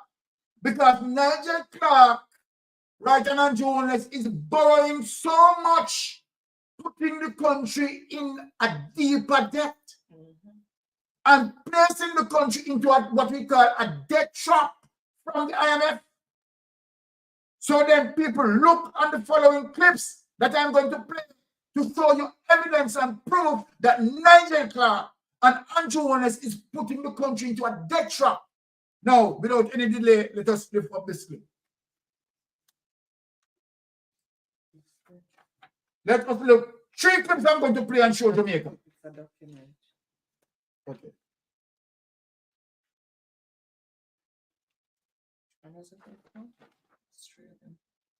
Okay. Let us look to show you that we are not maintaining any fiscal discipline. I want one of these days I'm going to speak to Ralston Iman. You know, I'm going to try to get Ralston Iman on Mystic Sensation. Ralston, if you are listening to me, right, I want to get in touch with you, right, so that we can clarify some of these things and make people understand where we are going, Ralston. So, Ralston, if you are hearing me, I want you to reach out to Mystic Sensation, you know. People, it's shared on it? Yeah. Here it is, people. Jamaica gets $70 million, $75 million loan from the IDB to strengthen COVID-19 response. And this was what? March 11, 2021. But only to show you this, let me just read the first paragraph. Jamaica will get $75 million loan from the Inter-American Development Bank, right, to strengthen the efficiency and effectiveness of public policy and fiscal management in response to the debt, to the health and economic crisis caused by COVID-19. Take away that document, Tony. Take away that document. Now let me show the people the second document, right? Second document. To show you that. Look at the second document, people. Audio to it. Right? Let us play the audio here. IMF Executive Board approves $968 million Cillian under the Precautionary and Liquidity Line, and $764 million Cillian under the Resilience and Sustainability Facility for Jamaica.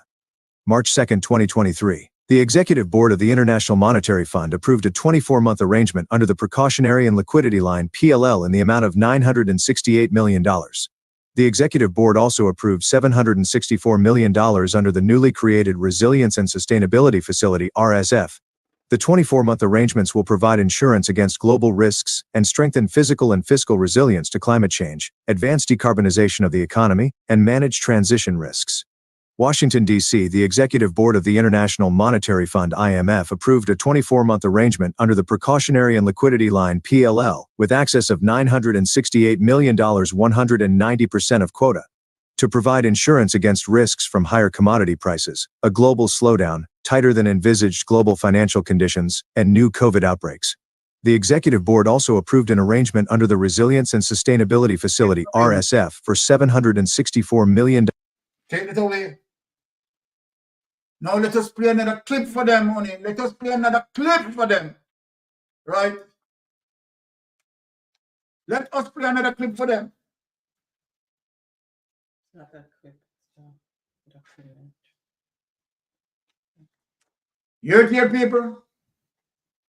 Government signed US $12 million World Bank loan agreement for Kingston Waterfront Improvement Project. And this is October 20, 2024. You understand? This is the most recent loans, right? Now, here it is. To Nigel Clarke there. You understand? Who would put you into what we call a debt trap. The amount that we are borrowing, they come with austerity measures. Now, Minister of Finance and the Public Service, Dr. Honorable Nigel Clarke, right, and World Bank Country, Director of Latin America and the Caribbean, right, CT displayed the signed $12 million loan agreement for the Kingston Waterfront Improvement Project. Right, take it away. Let me talk to the people.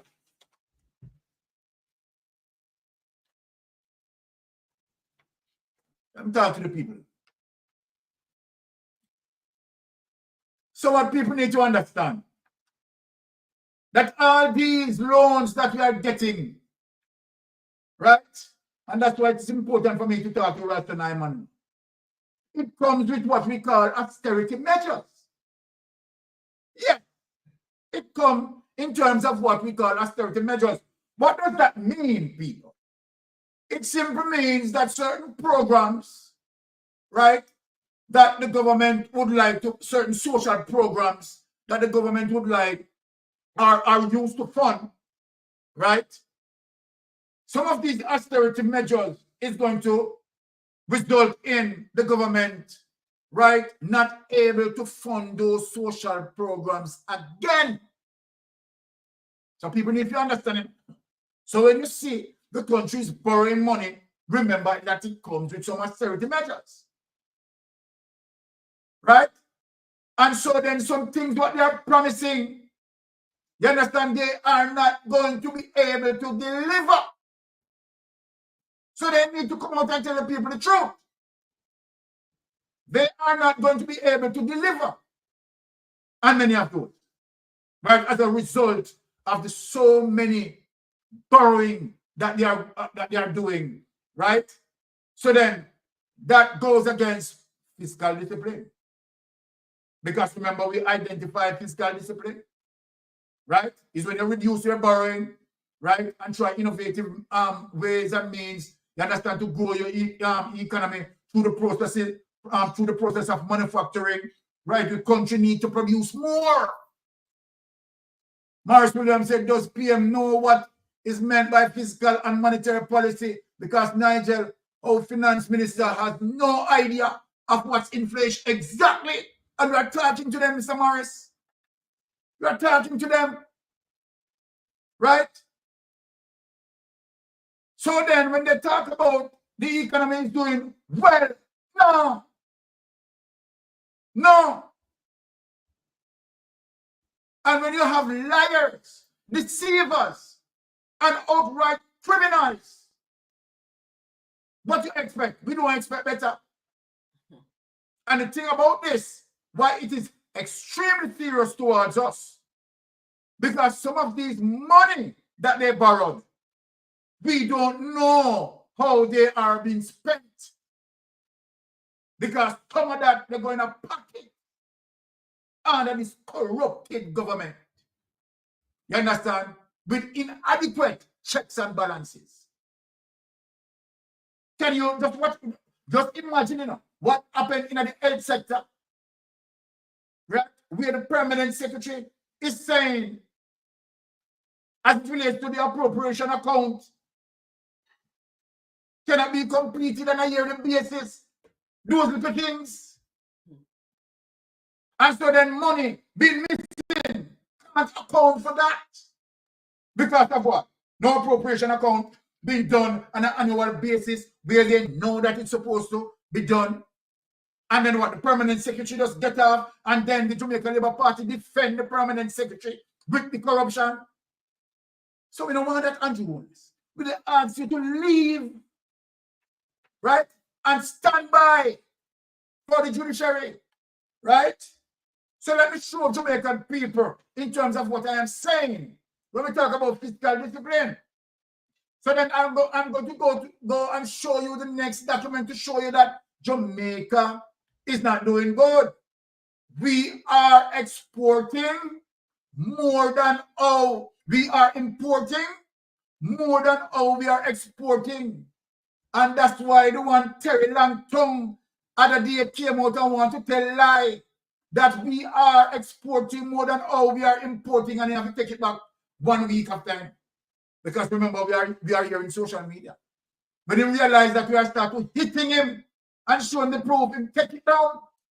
You understand? Because this is a lie that the Jamaican Labour Party plan to tell and deceive the Jamaican people. So now look on the next clip now. This is the data, empirical data that I'm going to give you people. Empirical data that I'm going to give you without any hesitation on it. Please lift up this clip. Jamaica import document. Jamaica import and export. All right. Let me just take some water, right, and cool down the engine, people.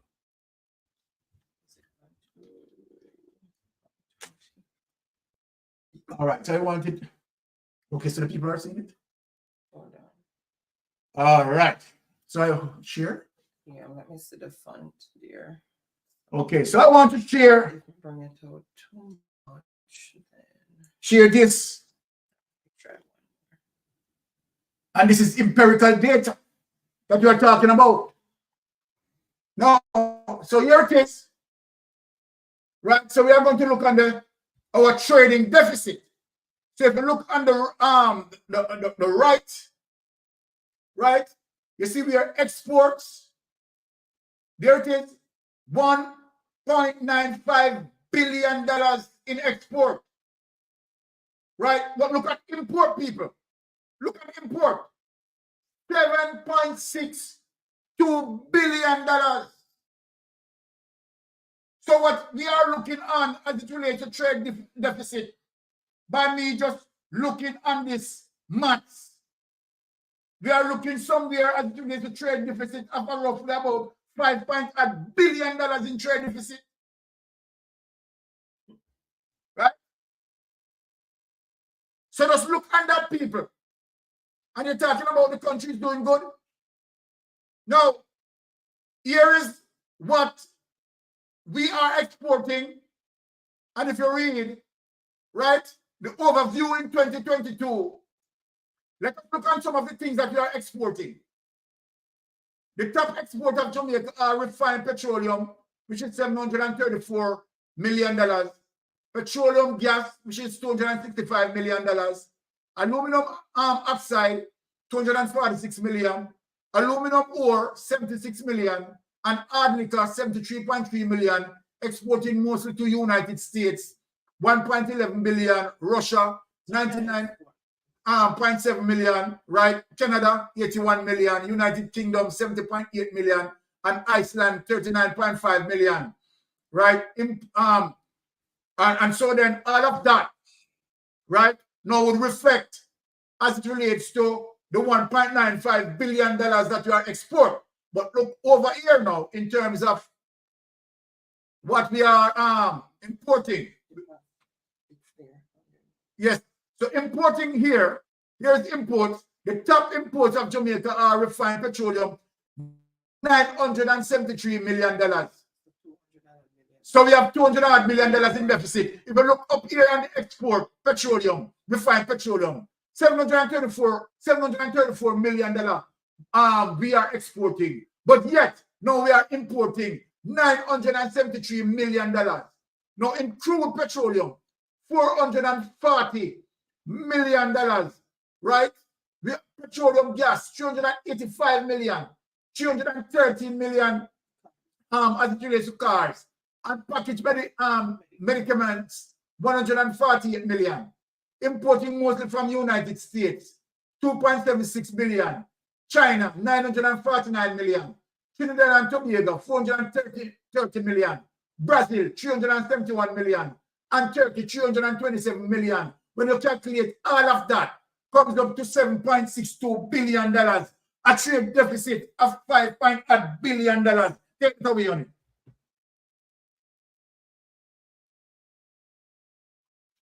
So then when we look at that now, my Jamaican people, right? We are not producing as much so that we can pay down our debt.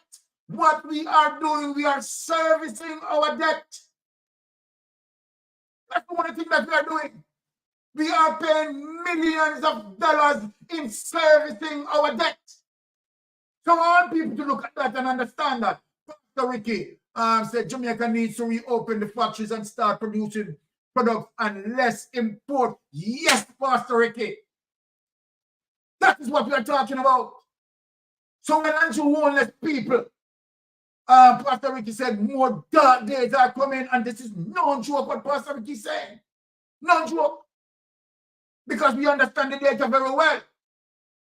So then when Holness coming out and, oh, we're going to do this, import at Reggae, and this and that, and this and that, right? I tell him to shut up his mouth. Maurice Williams, impossible for the reopening of the factories with the cost of energy being the highest in the world. Hold on. Because Maurice Williams is right. Right? Maurice Williams is right. And that is one of the reasons, and I got Maurice touched that point, because that is one of the reasons why the government need to invest in what we call renewable energy.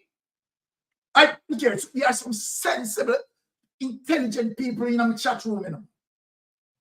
And so then, what the government must move forward, right? And that's why we are saying that JPS, right? As I read on their website, right, where they want to get into the renewable energy market, that's the wrong concept again. Wrong concept again to make JPS with the pressure rate. You understand? God knows when with high energy as it relates to fossil fuel. Right? And so then what the government needs to do is to get out of the monopoly as it relates to JPS. Get out of the monopoly with JPS and push renewable energy. Why the Jamaican government, if you said you love Jamaican people, why not build some businessmen from that? And then have, you understand, that they can come in through the ports at minimum duty, or even don't charge them duty because of what they are doing in terms of renewable energy. Why the government don't assist them? Jamaican born, making, you understand, get into entrepreneur by even give them that market. Why not do that? Maurice Williams said the extent of Jamaica's production is limited by the cost of energy. Exactly, because, and what Maurice is saying, let me explain what Maurice is saying. Maurice is simply saying, because of the energy cost is so high, right, it dumped us from manufacturing, because the cost to manufacture as it relates to the energy is extremely high.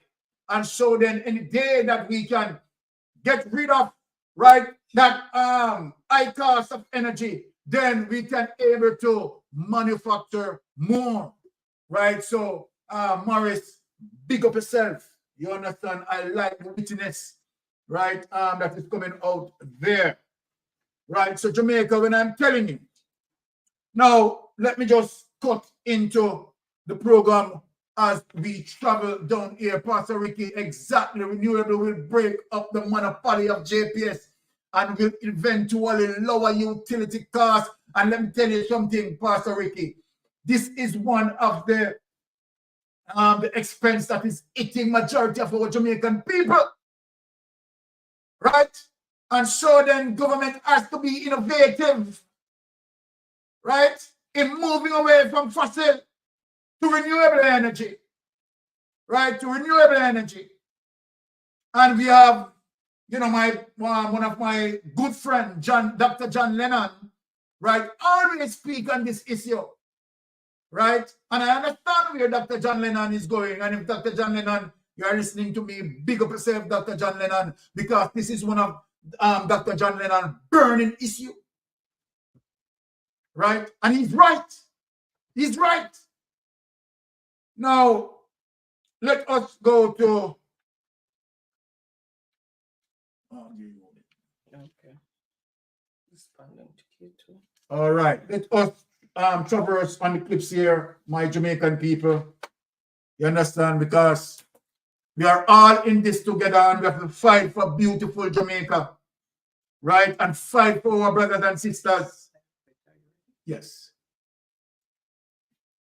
Chantal, thank you for reaching out to me on this important issue, and thank you to everyone that tagged me. You're right, Chantal. I did lead the development of the Integrity Commission legislation in Jamaica. And that's because I believe integrity, accountability, and transparency are essential to good governance and to confidence in our elected leaders. We must also make Jamaica internationally competitive and encourage investment. And I believe that reputable investors understand the importance of maintaining a productive workforce and positive worker morale. So Jamaica has to deal with the employment model prevailing in the tourism industry. Too many workers in the industry are employed on recurring short-term contracts, and that denies them some of the basic employee rights and benefits that permanent employees enjoy. Therefore, in keeping with our commitment to eliminate abusive forms of contract work, we must provide security of tenure to workers in the tourism industry. As regards the burning issues you mentioned concerning pay and other conditions of work in service industries like tourism and business process outsourcing that employ many tens of thousands of Jamaicans, we want to encourage the formation of joint industrial councils by which the state will facilitate representatives of industrial employers collaborating to standardize decent pay and working conditions in those industries. And the next PNP administration will also incentivize investments in productivity by repurposing HEART to match employers' investments in training, dollar for dollar. And we're also aware of the housing problems facing tourism workers. So our housing policy includes plans to address this as part of a broader emphasis on affordable housing for Jamaicans who are struggling to get a house. We will need to have some difficult discussions in achieving these things, but Jamaica needs more inclusive, community-based models of tourism with employment arrangements that deliver the full range of basic benefits to our tourism workers. Please, I ask you, please understand, we are not yet in government, and we can only advocate for these changes now. But we are committed to making these changes happen when we are elected. So once again, I thank you for reaching out to me on this, and I appeal to you and others like you to help us to advance our proposals to make the lives of our workers and our people as a whole better. I'm open to more suggestions from you and others who want to join me on this journey to build a Jamaica that is better for all of us. God bless you and thank you once again. Well, my people, Listen to the real leader. there you have it. Listen to real leader. And that is the spirit of democratic socialism, equal opportunity for all people. And when, right, we invest in our people in terms of education and vocational training, right, all of this investment is the most powerful investment any government can have or can attain in terms of investing in the people, right? Now let us move on to the next clip. Okay.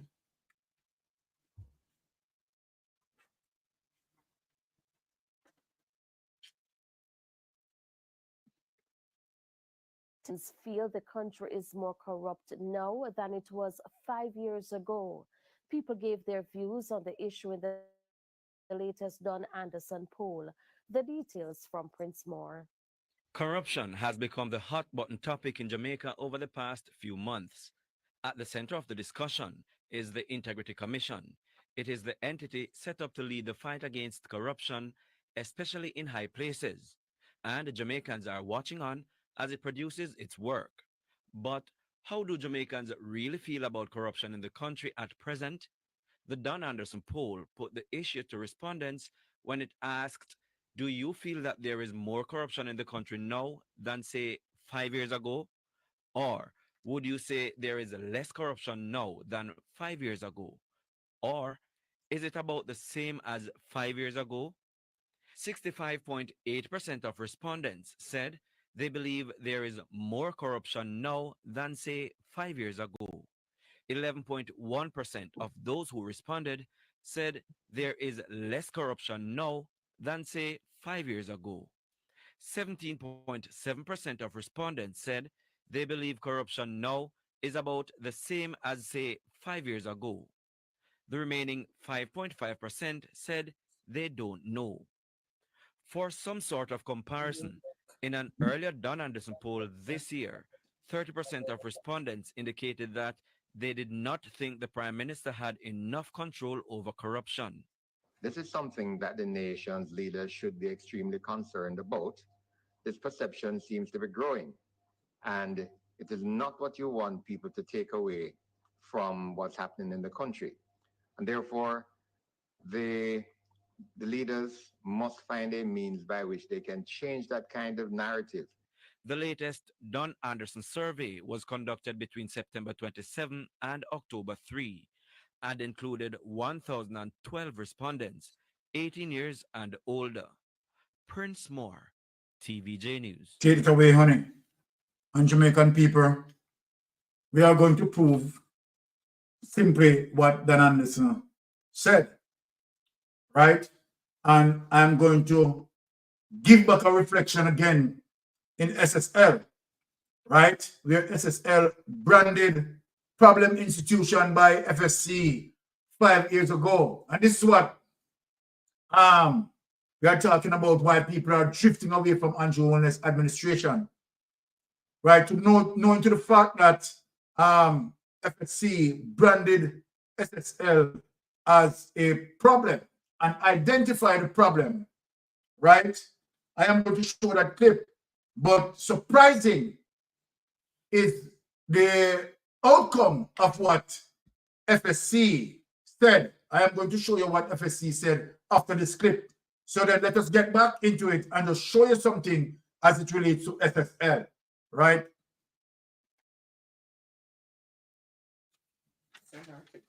Yeah. So let us get into that. So we just want to prove the corruption as what Don Anderson spoke about as it relates to the narrative is getting stronger, right, in Jamaica against Andrew Holness as a result of the corruption here. SSL branded problem institution by FSC 5 years ago, right? Flagged for cultural of non-compliance and mismanagement, right? Substance Security Limited was flagged in 2017 by staff of the Financial Service Commission for a culture of non-compliance and mismanagement of clients' funds. A systemic, you know what the word is? The operative word, a systemic concern that may alarm investors as the company now grapples with $billion fraud. The opinion is contained in an explosive 8-page report prepared by the FSC in February 2017 ahead of meeting with SSL representatives who were trying to convince the regulators not to suspend the license. Right? Now, let us look on some of the findings as it relates to what FSC found. So here it is. There are also questions on whether SSL had satisfied. Oh, okay, hold on. Let me go back up here. The revelation. All right. So here is some of the problems that was established. It added that SSL has been a problem institution, especially concerning its financial position. The FSC noted that for the 5 years and 6 months leading up to February 2017, the company had been operating under its directions and has remained a problem institution. Here, people, a problem institution for failing to file its annual report for a period up to June 30, 2016, failing to file audit accounts within 90 days of the close of the financial year, and granting credit to related parties in violation of orders issued in 2013. Take that away. Take that away. I'm just going to show the people as it relates to the response of FSC later down. Look at these people amazingly as it relates to Jamaica Labour Party administration, knowing to the fact that FSC had flagged, right, SSL as it relates to their site audit, right, and find several irregularities, several deficiencies, right, and which one of them is misappropriation of client funds. But look at this document as it relates to how FSC respond to that situation. No reason to suspect. Look at this, people. Amazing.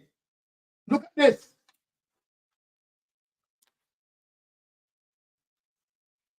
Here it is, people. In spite of all of what they had found, here is the response. No reason to suspend license. FSC defense position on SSL cites confidentiality as shield from probing questions. Can you imagine that, people? Regulators disclosed Wednesday that they found no reason to suspend or revoke the license of Stocks and Security Limited, SSL, even after the Financial Service Commission, FSC, noted concern about the investment firm's culture of non-compliance and mismanagement of client fund. Now, after what I want to ask now, because since you didn't find any reason to suspend the license, do you find any reason now, knowing to the fact that now 4 billion of investors' money gone? Do you find any reason now? I am talking about the corruption, my brother. The Watchdog Executive Director, Everton McFarlane, said prior to last Thursday's explosive revelation of a multi-billion-dollar fraud scheme, SSL was being monitored by the FSC according to all its protocol. We would have, at that point, no reason to suspend or cancel the license. Now, take it away.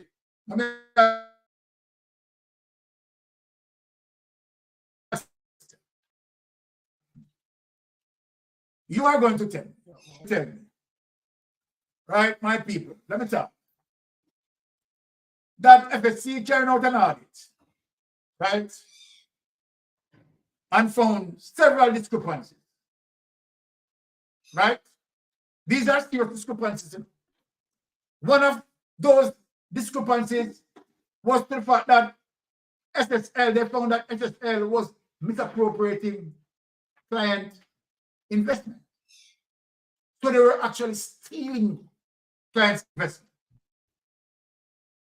No, you're going to tell me that did not give FSC any reason to close them down? If they had taken decision in terms of closing them down as it relates to the first audit, right, so many people wouldn't have lost their money.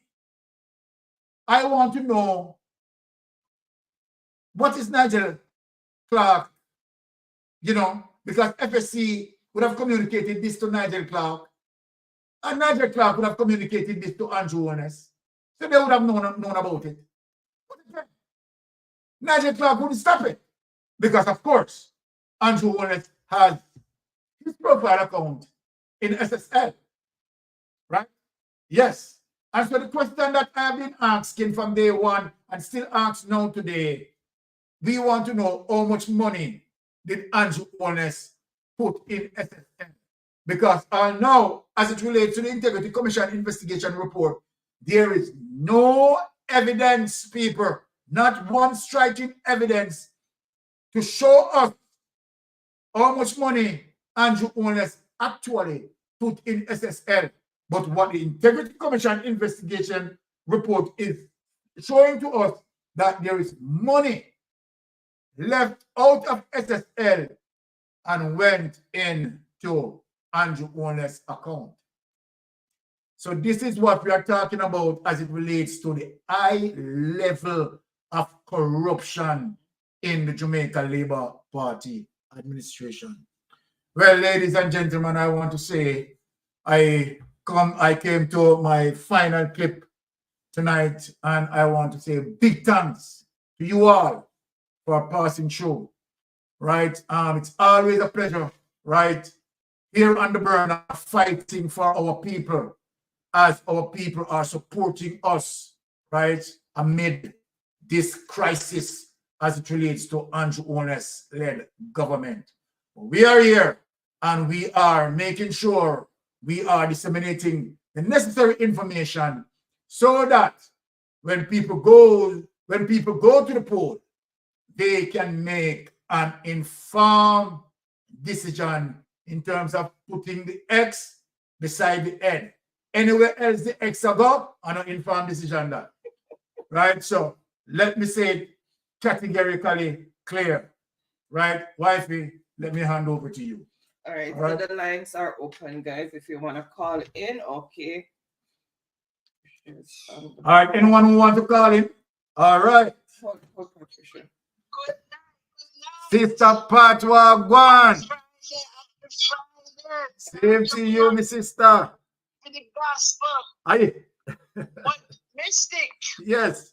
You remember me tell you a couple months ago, said Jamaica coppers don't have no money. Yep, and you're right. Money in that country. You remember me tell you? Yes. And this man go around and make so much promise him gonna make tons Clark town in a Silicon Valley. Him gonna put three sister market and watch it. Him gonna make STEM school. You know me hear anything about them STEM school, eh? I know. Peer promise. You hear anything about Silicon Valley? Peer hot here. I got on Silicon Valley. When we say anything you see me come up with, man, and you will listen to deep shit that some people we have follow him. And then they conscience probably some over nationwide. Right? Then conscience and kill them. Why don't know when this man have found them and him have found them? Jamaica Labour Party. I rock them. Then no sister and they make one man bring down the Labour Party. But this sweet between them. Everywhere go and chat. He put his foot in their mouth. Exactly. And Jamaica people, God bless PJ Patterson. We have social media. We have our blessed, best minds like you, lonesome and the whole, and we can't remember the time we have listened. The whole entourage. We have broke it down till we understand it. And we can't see how we all live out here. See it, who don't live France, you know, Filipino, and family member, live in a pocket, they meet them a car, they don't know how life or everything. I beg them, I beg. If they say, well, go on, you know, before the conversation done, I think them a look how they can do better. Some of them are not do, they don't want to do better. Let me show you something mystic. The people around we call it a demonstrate. Yes. The Minister of Labor, Minister of Tourism, before you meet with the people, listen when they have to say, even if you not tell life, we know no liar, but make sue them and give them like a pampering. Exactly. And you couldn't find it to meet with them, but you find it to go bust champagne and drink tea with hierarchy. That is a slavery. People, she said, Jamaican people are under slavery. We are under slavery. The only difference is that we don't have the shackle on our foot. Right now, we can't talk certain things because man can look for you on your bed. And one time you could have tell Sister P, tell Portia, tell man anything. Nobody cares about you because you're right. It's what they want to say. One thing I threaten them, say, oh, take their lives. Who don't see what happen, but me have to tell you, every morning, every night, me pray, me put on my prayer. Me ask God to cover on, bless on. Not only uno pick me because uno are the Marcus Garvey, uno are the Paul Vogel, uno are the Nanny, uno are the Kojo for we. Uno are the Kojo for we. And me I tell you from the bottom of my heart, we appreciate you. We thank you. We thank you. And me say, at the time when I got work, I play the tape on them. One woman say, how will you get this wrong? Me say, read it for yourself. Look on date. Nobody now tell lie. See it there. And I say, what? True that no, and I never call me. How is program I come now? Me say, subscribe and hit the bell. We tell you. Talk about me. We are Jamaica media corrupt everything. There's a Trump bill up over Jamaica. A few days from now, we're supposed to get some rain. And the people are waiting until the pipe blank for a broadcast. We tell people, the people are foreign. When we have follow the channel, so the amount of rain we are going to fall, yeah. Me I watch them in a year, nobody I tell them, say, those who live in lower line, don't wait until the minute. Do something, man. Try to do something. Mighty God. You the pastor want them hand to hold deep, man to drop in the and drown. Man drop in the hand to hold and drown. Eh? That's the truth. Drop in the hand to hold and drown. Drop in the hand to hold and drown. Since even me that one spot, I want me look, me see what I mean. Remember, from push stick. Here one woman. You look at your foot. Your neck. One big labor right, you know. I'll call him back. Big labor right. She said, "Mister, what you say?" All right. He said, "He can there." Oh, anyway, can't put no big up on yourself. Continue beat them and teach it. Yes. And young people, look out for yourself. All right. People with no grand picnic, what better want with them. All right. It's not easy. Same sir. Just get paid since evening. And a crackers and tea, me have to drink at me. We like me a spike. Aye. Without notice. My God. Double me so pay 4, 5, and 9,700. And I see him sit me about. What a wickedness. What a wickedness. Anyway, all right, sister. All right, bless up, my sister. Yeah, man, me like the Titans last night, man. Yeah, man. Yeah, man, the Titans bad, man. I couldn't sleep. How you? Yeah, man, Titans will give it to them. All right. Okay. All right. Pastor Ricky, that? Oops, hold on. 1 sec. Yes, use my finger. Hello? Okay, it's calling back. All right. Hi, Pastor Ricky. How you doing, my brother? Big respect, Sir Byron. You beat it till I'm bed. All right. There you go. Big respect, Lady Anne-Marie. God bless you. We thank God for the both of you. Yeah, man. We You know, the Prime Minister is in the last of his last days in his political career. Yes. And, you know, he's very desperate right now. He's being disingenuous, as you can see, the unrealistic promises and the empty promises he's running around making, knowing that there's no funds that was allotted, you know, appropriated in the fiscal year that were in budget. Exactly. Any capital expenditures or any expense that he's gonna have will have to come in the next year budget in March. Yeah. So for him to go around making all these promises, he's just a pathological liar. And unfortunately, what he should be doing is preparing the nation, the island, for recession. Whenever you have in America 4 straight quarters of no growth or low growth, those are red flags, indicators that the economy is heading into a recession. You're right. And so when you look at, I believe it was the first quarter, the economy only grew by 1.9%. And then the last quarter, the second quarter, excuse me, it grew by 0.01%. It almost flat line. And that was the last quarter before barrel. And so barrel numbers are supposed to be coming out shortly, maybe by next week or the first week of November. But barrel numbers are going to come out, and it's going to show negative growth because the agriculture sector, which was shut down, which is one of the sector that they use, that they have for export besides bauxite and all of those things. But anyhow, it's going to show negative growth because we know it's been decimated by the barrel. Yes. So technically, the economy is in a recession, but I don't know why he's not preparing the nation for it, because in America, and I would think the same thing happens in Canada and the UK, whenever the country, I remember in 2008, when the country was going in a recession, the government told the media, and the media informed the nation, you know. So that's what he should be doing, that by telling people to cut back on their spending and trying to save some more.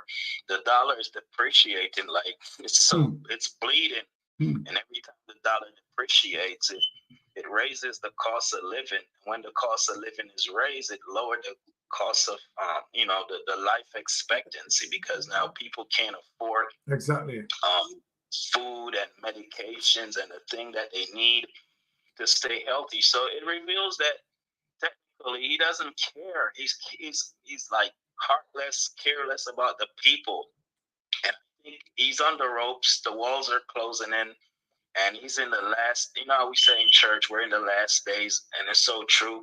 But he's in the last days of his political career. And I pray that when he leaves office, that he will never put foot back in Jamaica House, because he hasn't done anything technically to improve the lives of the people in Jamaica. You know, when you look at what Norman Manley accomplished, when you look at what Michael Manley accomplished, when you look at what P.J. Patterson accomplished, and of course, these are Prime Minister, the most honorable, so let me give them their title and respect, and also Mama P.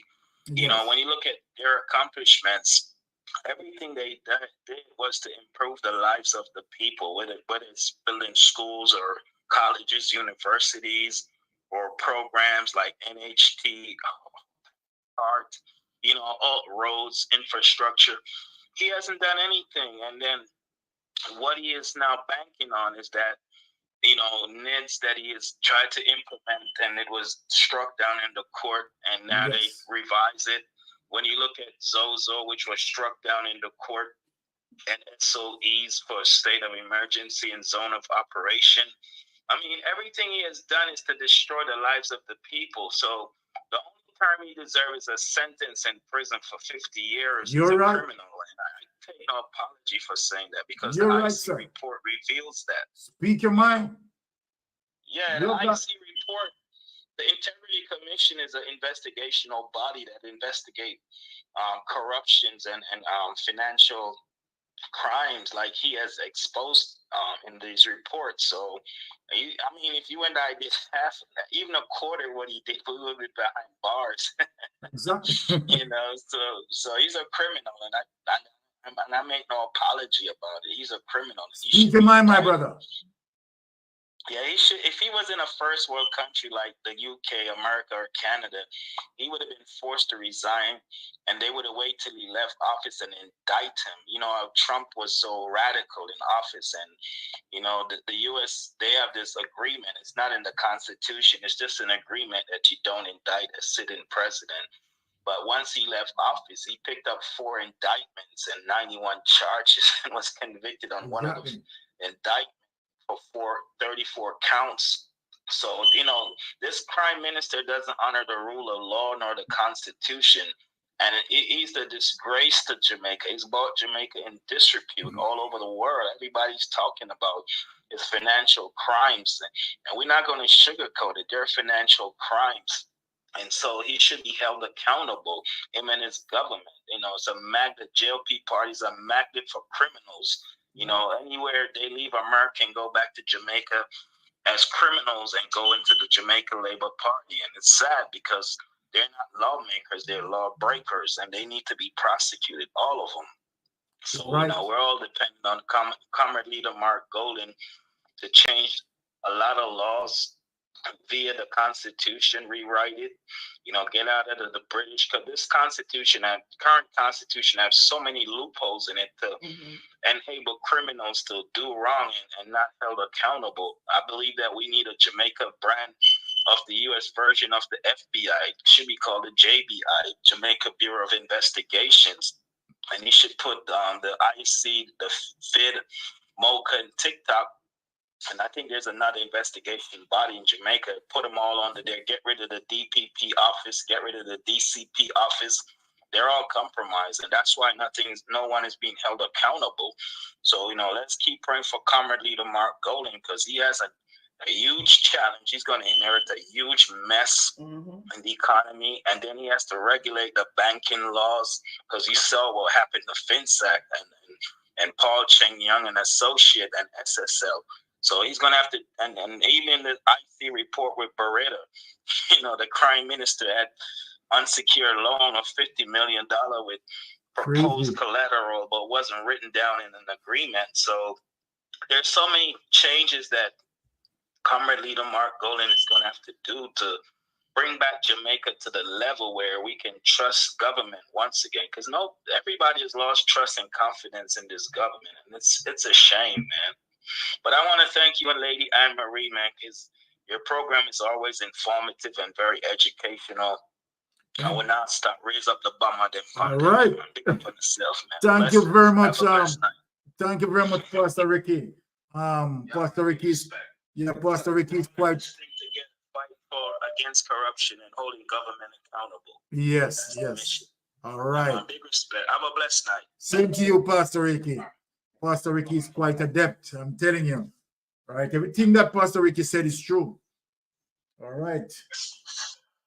Yes, you're on Mystic Sensation. Please go ahead, my friend.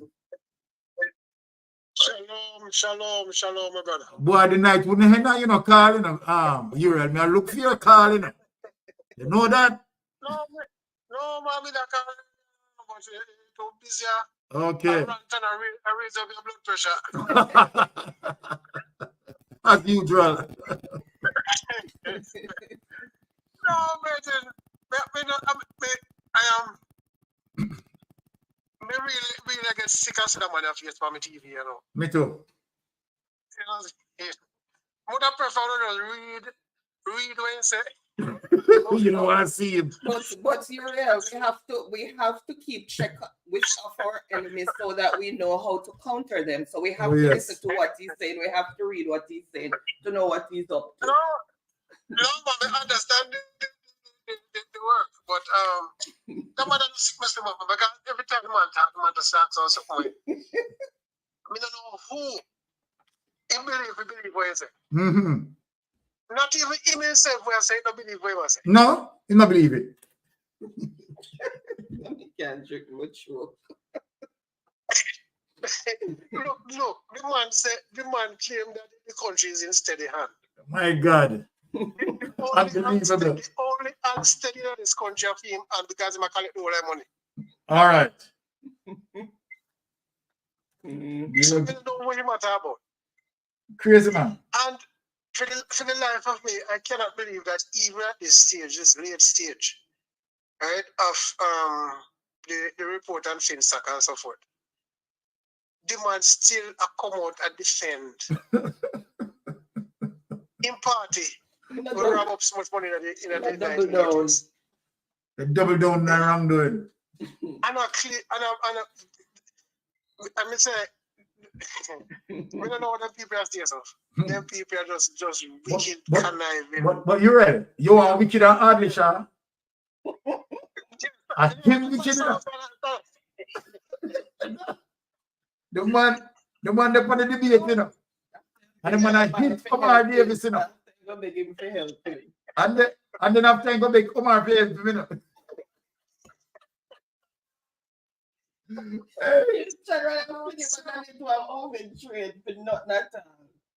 Wicked man.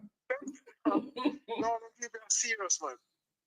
And for the life of me, I cannot understand in a 21st century or 22nd century, where we have so much information at our fingertips.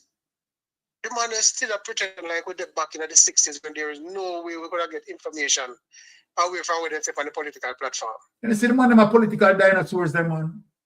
And you have people who sit down in the audience and listen to the people that do their foolishness. Me, I tell you. One of the things though, me look on the facial expression of our erudite finance minister, Nigel Clarke, right? Yes. Even when he might read out what is going to happen to those who are implicated into the meltdown of the SSL. Yes. Whenever watching facial expression, to know say the man knows what he must say. Right here, so. Pure lie. Who don't read my facial expression and know say everything I say I just do a public a PR thing to get comfortable. Vicious man. Oh, you tell me you come tell me 2 months ago say, well, we have some money we go pay out necessary customer, and now I got 2 weeks later I tell me say, boy, the thing bankrupt, the thing wind down, we are put it in a receivership. What kind of foolishness them? I tell you, vicious. Vicious to the people. And people still listen and back them people with them things there. Why? I don't know what we're planning. I just think that some people just naturally have some criminal mindset, yeah, man. What else to say? You know? Okay, I don't know better that's so there. Exactly. You can't even find an English word to describe the people. Terrible, man. Because people still out there claim say the man not thief the money. and me, I tell the Jamaican people who are listening across the earth, say this man then thief up the whole of the something money. The money will come during the pandemic.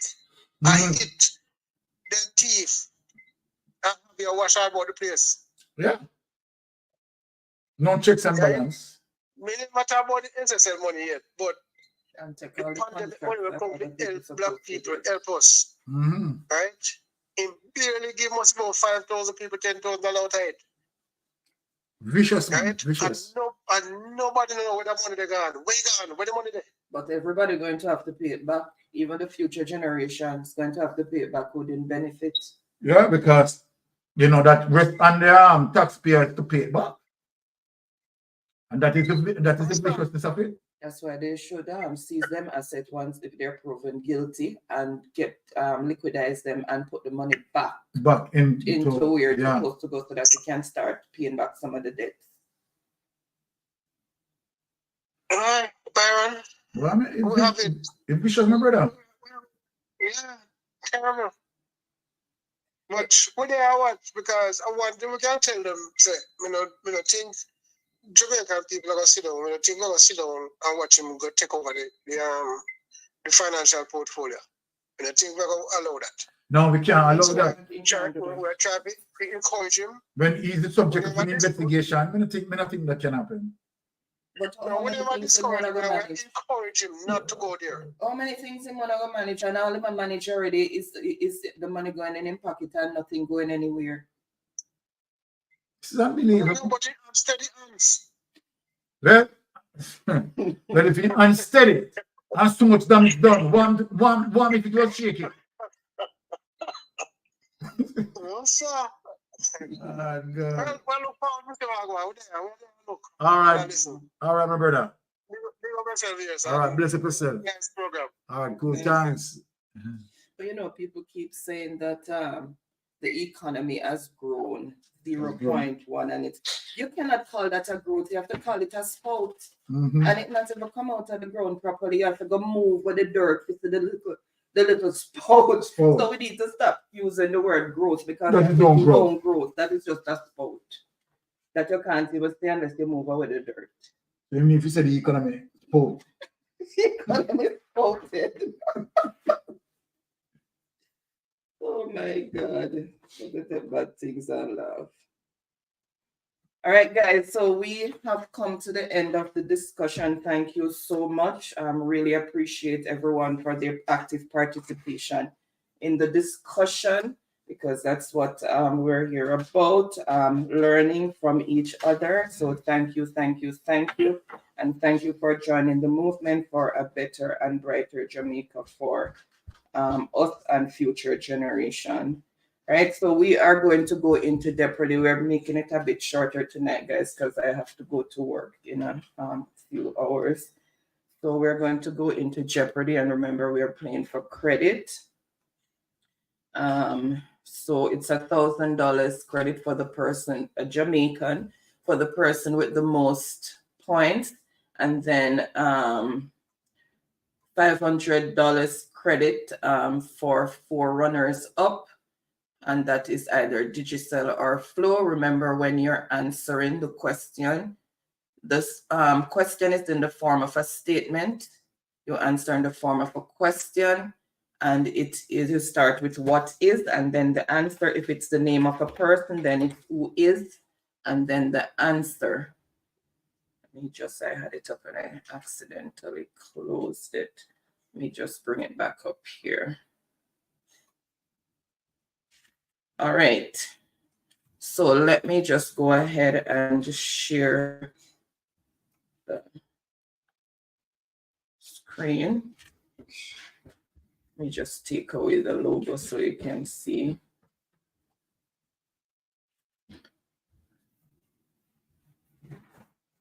All right, so tonight's categories are car logo, emoji phrases, reggae music, Jamaican food, and Jamaican brands. All right, so as usual, just throw out a category, and the first one that I see is what we're gonna start with, and whoever answers the question correctly will choose the next category and for how many points, and we'll continue until the board is empty. You're welcome, Barbara. You're welcome, and thank you guys for your continued support and endorsement. Really appreciate each and every one. Megalian, bless up yourself. I see you in the chat. One love to you as well. Bless yourself, Megalian. We all hoping for the same thing, a brighter and better Jamaica, no matter which side of the fence we're looking from. All right, Brittany is saying car logo for 100. All right, name the car company that uses that logo. Name the car company that uses that logo. Orange book, please.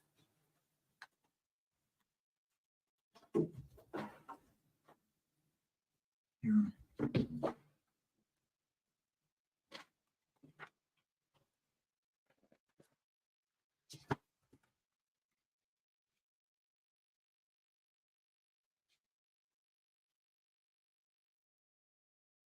Remember, you have to start with what is and then the answer.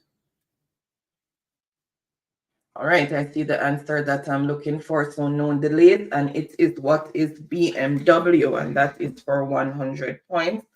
Let's see who first came in with the correct response, and remember, guys, it's the first one, correct one that I see, and remember, spelling counts. And remember that you're going to see yourself first when you put your answer, so you have to refresh if you want to see the correct order in which the answers came in. Bless up yourself, Ricardo, and bless up to everyone else who just joined in. Ricardo, 100 points. Ricardo. And Brittany, Royal Babes, Liz, Megalian, but what is Carlene? You have to start with what is your answer in the form of a question. Okay, so Ricardo, choose the next category and for how many points? Oh, sorry, need to release the board, sorry.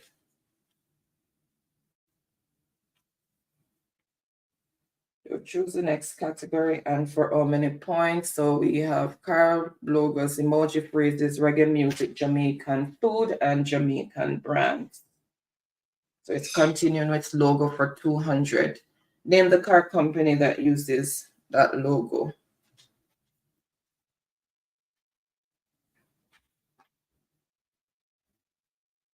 Name the car company that uses that logo. Bless up has been.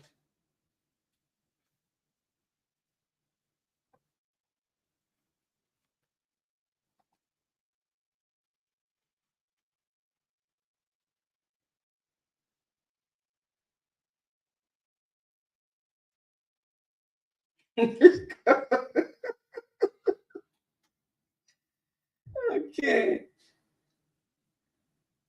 All right, I see the answer that I am looking for, and it is what is Chevrolet. I see somebody put Corvette. Welcome, welcome, Gregory. Remember that Chevrolet makes Corvette as well. They put this on the vehicles, but it's still Chevrolet. All right. Let's see who picked up those 200 points.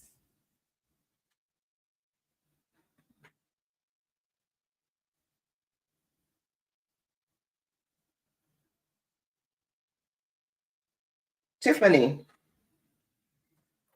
That Magallian, you put Chev instead of Chevrolet, you have to write it out. Tiffany, 200 points. Mm-hmm. So the score as it is, you got on 100 points, Tiffany on 200 points. Yes, I that's what I said. It's still Chevrolet because Chevrolet is the company that makes the Corvettes. I love to look at them. They put the logo like that on there. Bless up, Teacher P. Happy Friday. All right, Tiffany's continuing with logo for 300. Name the car company that uses this logo. Everybody run out.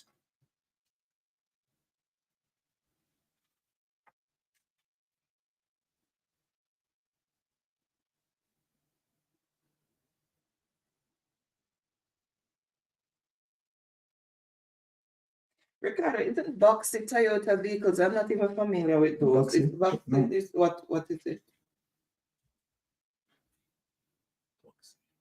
The gray looking box thing, and you're sitting off of Jamaica.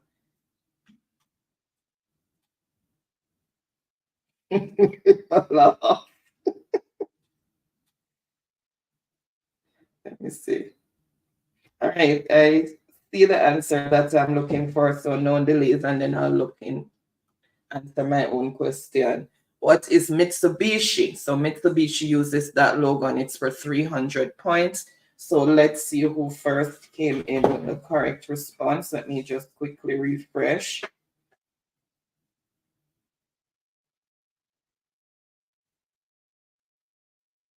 Checking for spelling. So Truck Life, 300 points. Then Royal Babes. Okay. Brittany, Megalian. Okay, that's how the answers came in. So Truck Life is continuing for 400. Name the car company that uses this logo. Oops. Oh, shucks. I'm gonna scrap that one. I'll give a different. That started answering already.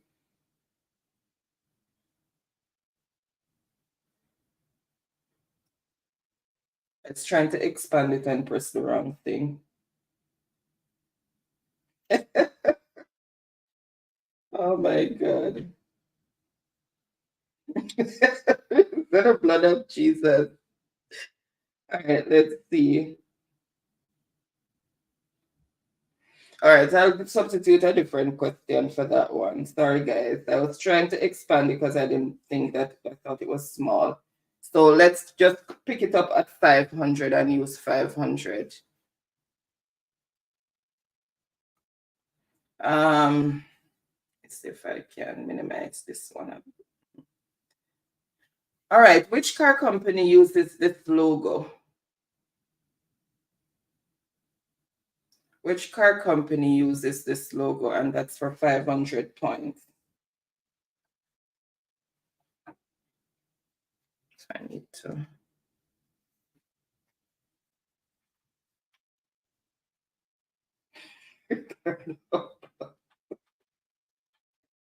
Which car company uses that logo?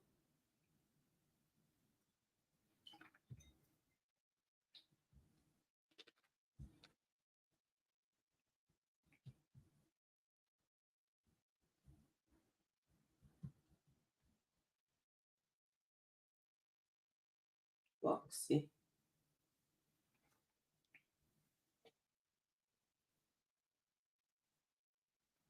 It's Toyota. I was correct. It's Toyota made Foxy. Okay.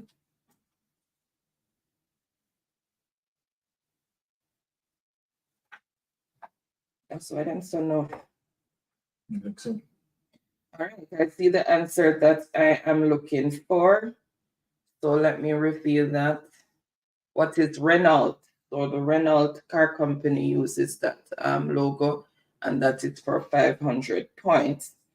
So let's see who first came in with the correct response. All right, so that's the one we're scrapping. Ricardo for 500 points. Then Hyacinth, Ransford, Tiffany, and Megalian. That's how the answers came in. All right, choose the next category and for how many points.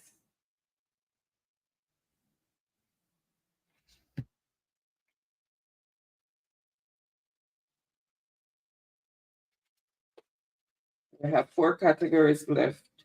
It's emoji for 100. So these are emoji phrases. So you'll have 2 emojis put together and you have to tell me the emoji phrase.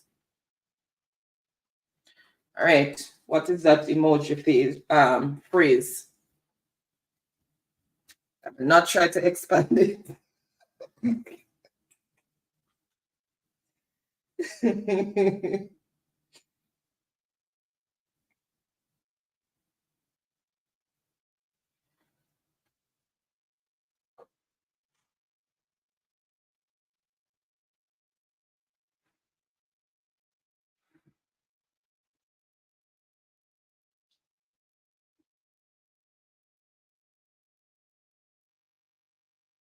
All right, I see the answer that I'm looking for, known delays. And what is cry baby?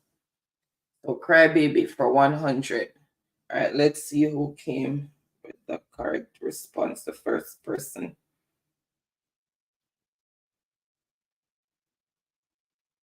For 100. 100 points for Ricardo. So Ricardo cry baby, truck life crying baby, Megalian. Yeah, most people came with realize that it's a crying baby. And score as it is, Tiffany and 200 points, Truck Life 300 points, and Ricardo 700 points. Right, emoji for 200. All right. What is the emoji phrase there?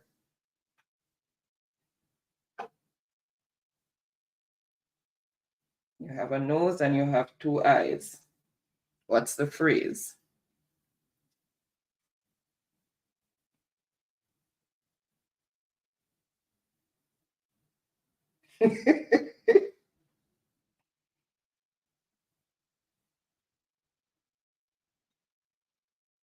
All right, I see the answer I'm looking for, known delays, and it is what is nosy. So you're too nosy. All right, so let's see who came in with the correct response. All right, so it started there. Ricardo for 200, then Truck Life, Tiffany, Reggae Girl, Megalian. Megalian, that's how the answer came in. All right, so choose the next category and for how many points? Many persons on the board? 3.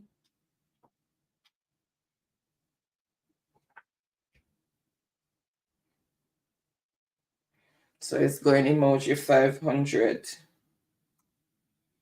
All right. What is the emoji phrase there? Or what does that those 2 emojis put together signify?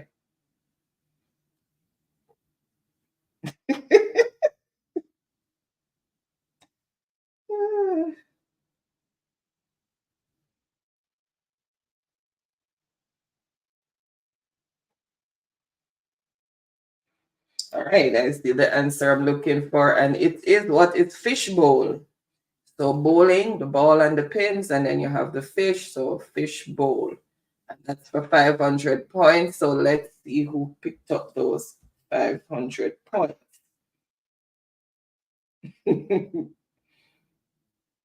Truck Life for 500 points. Truck Life. Then David, welcome, David. Happy Friday, aka what? Delco. I'm in a senior moment, aka Delco. Reggae Girl, Ricardo, Megalian. So the answers came in. Chardin, you're lagging. So you need to refresh your internet. Okay, Truck Life is going for 400. All right. What are those two emojis saying?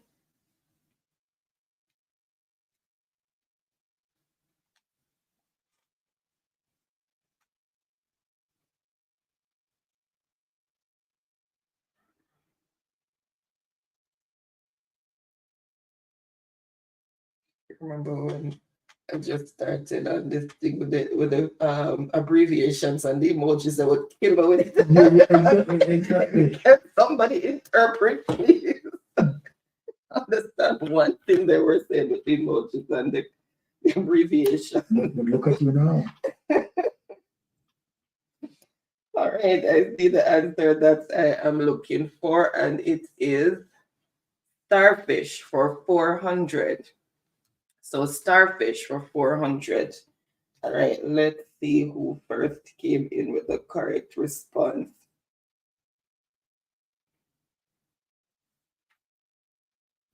David for 400. Then Truck Life, Tiffany, Reggae Girl, Ricardo. David for 400? Yeah.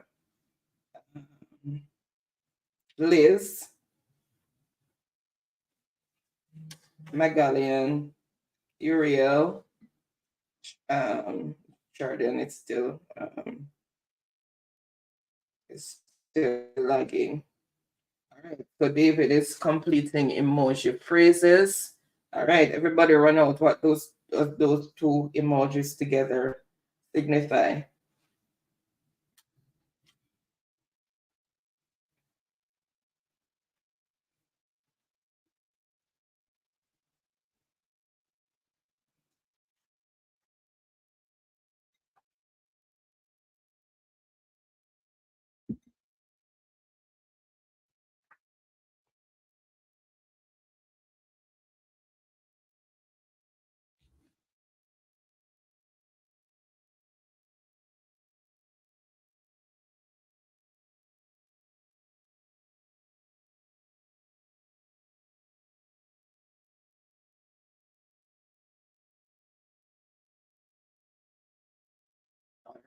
I see the answer that I am looking for, and it's Apple TV, and that is for 300 points.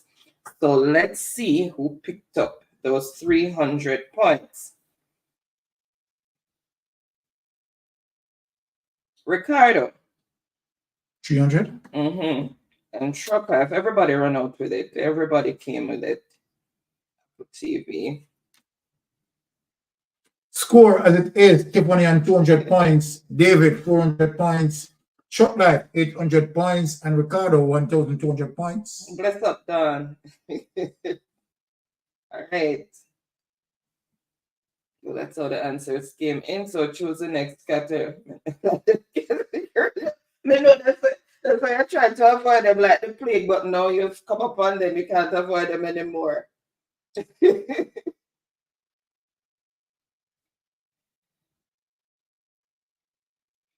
So who just got it? Ricardo, right? Mm-hmm. From Ricardo, choose the next category. You can't avoid them.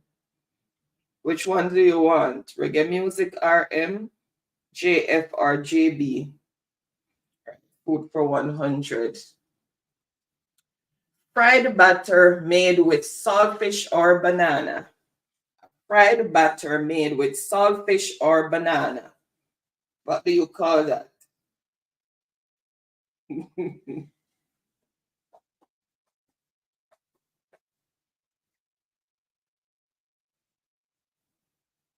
Remember, spelling matters.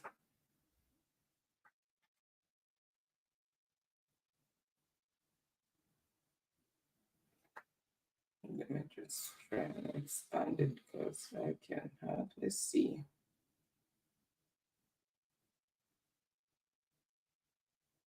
All right, I see the answer that I'm looking for, and it is what? It's fritters. So you fry it, you make it with some saltfish in flour, or you can make banana fritters. All right, and that is for 100 points. So we're getting cultural. Yeah. All right, let's see who first came in with the correct response. Ricardo and Tiffany. So everybody basically came out with fritters. So Ricardo for 100 points.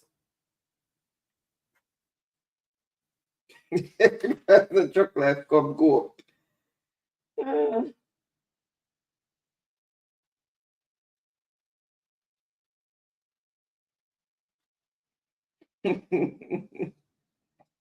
matter what, we must always walk with our culture in front of us. Can't leave it anywhere behind. No matter what independence they are not.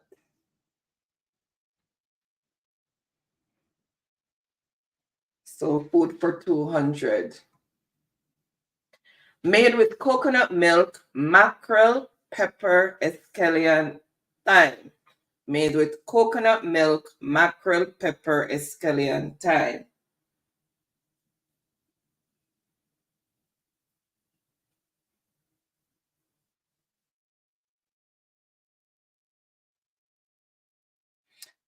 Some people just throw out the rubber and potato, and some people rounding up their mouth. I knew this would happen.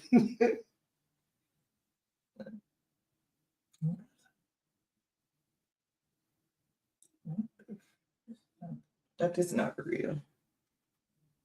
All right, I see the answer that I am looking for, and it is mackerel run down or down, because we know some people are going to round up their mouth, but we say mackerel run down. All right, so let's see who first came in with the correct response.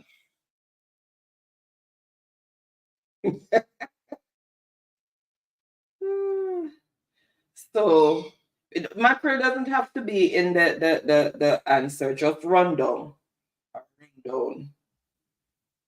Let me see. Let me just check this properly here.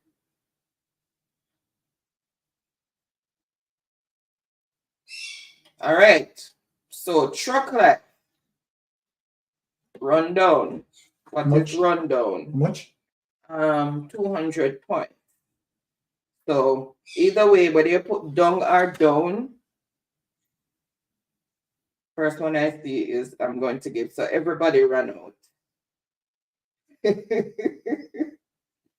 All right. So choose the next category and for how many points. So that was truck life. How much? How many? I said 200. 200. Okay.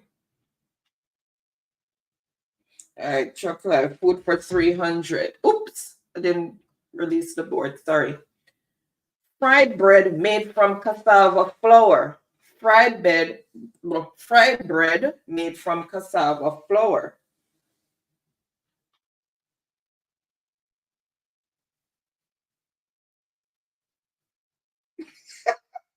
Tiffany, you're trying to get ahead of the game.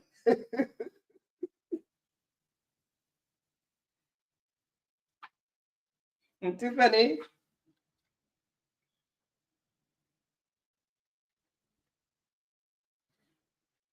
All right, I see the answer that I'm looking for, and it is what is Bami, and that is for 300 points. 300 points. So let's see who picked up those 300 points. And Tiffany, you tried to throw it out there ahead just in case. All right. Ricardo, 300 points. Christian. Is he always?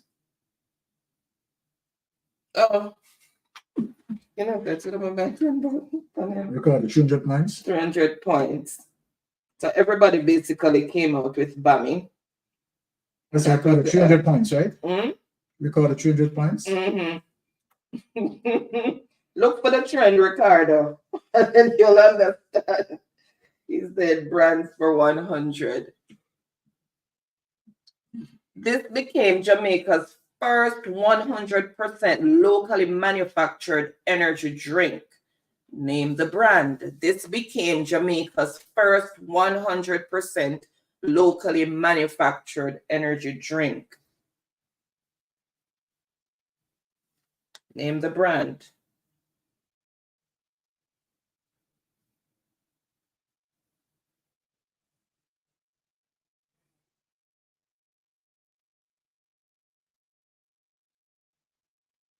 All right, I see the answer that I'm looking for, and it is what is boom?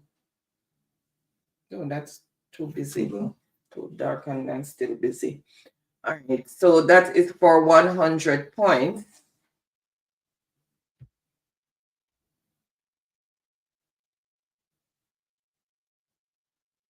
Ricardo, 100. And Truck Live, most people came in with boom. And that's how the answers came in. Bob. All right, brands, it's continuing with brands for 200. From fresh produce line, which includes ripe and green bananas, pineapples and coconuts, to cassava and breadfruit chips. So name the brand. So from fresh produce lines, which includes ripe and green bananas, pineapples and coconuts, to cassava and breadfruit chips. Name the brand.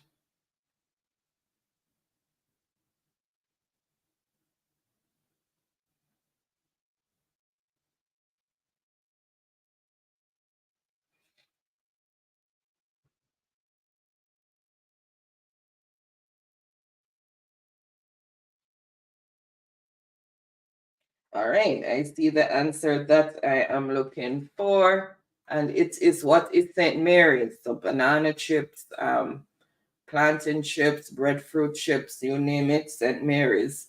And that is for 200 points. So let's see who first came in, who picked up those 200 points.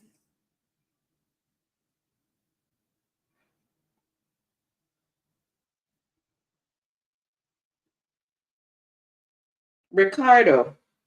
200 points. Then Truck Life. And most other persons came in with St. Mary's. It's Sundance. I don't think it's Jamaican brand, is it? Or they call the other one Chippies.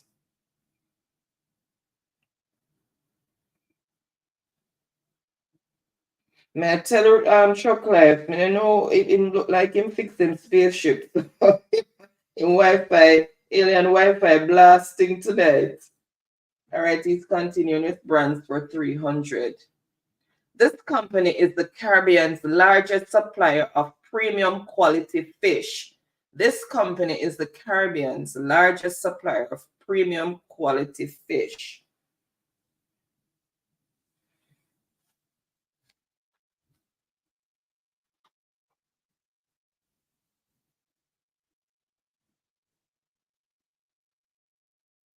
Oh, Trinidad brand. Okay.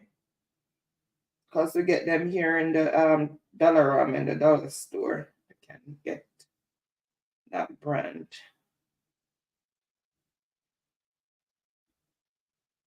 Although nothing in the dollar store costs $1. Yeah. Nothing that costs $1. It's above $1. The least $1.25 and up. All right, I see the answer I'm looking for, and it is Rainforest Seafood. So rainforest, seafood. All right, so let's see who picked up those 300 points.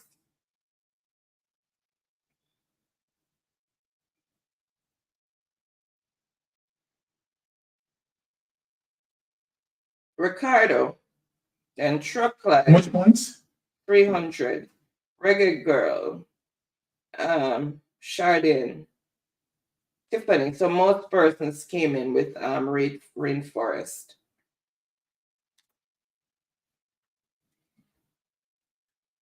All right. So score as it is. David on 400 points, Tiffany 200 points, Truck Life 1,000 points, and Ricardo 2,200 points. All right, so Ricardo is saying reggae for 100, so he's switching it up a bit. Bob Marley's birth name. Everybody run out. Bob Marley's birth name. What name did his mama give him? What name did his mama give him?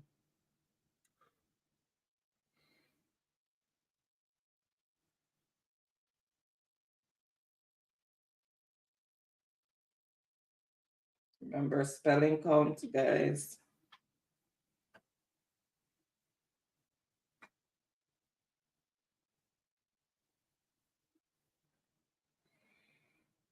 All right, I see the answer that I am looking for, and it is what is Robert Nesta Marley. Or sorry, who is it? Because the name of a person. Okay, some already. So who is? Because it's the name of a person. All right, and that is for 100 points.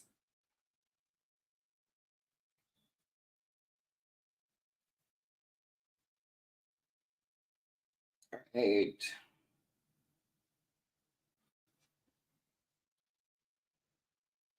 Tiffany for 100 points.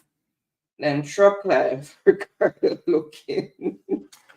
Carlene, welcome. Remember, you have to put, you have to answer in the form of a question. If the name of a person is who is, and then the answer, name of a thing or place, then what is, and then the answer. So choose the next category, Tiffany, and for how many points?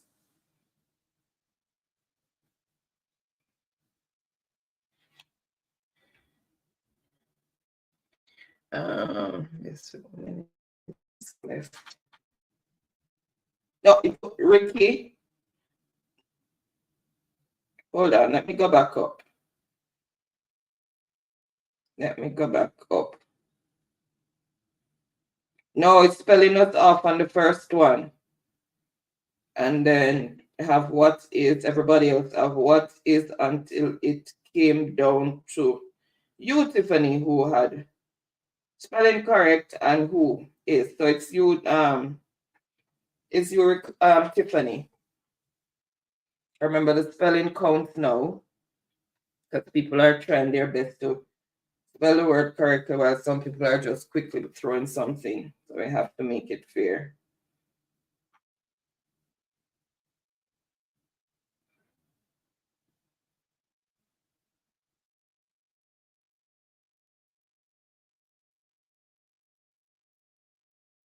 Let's see. Still surname comment.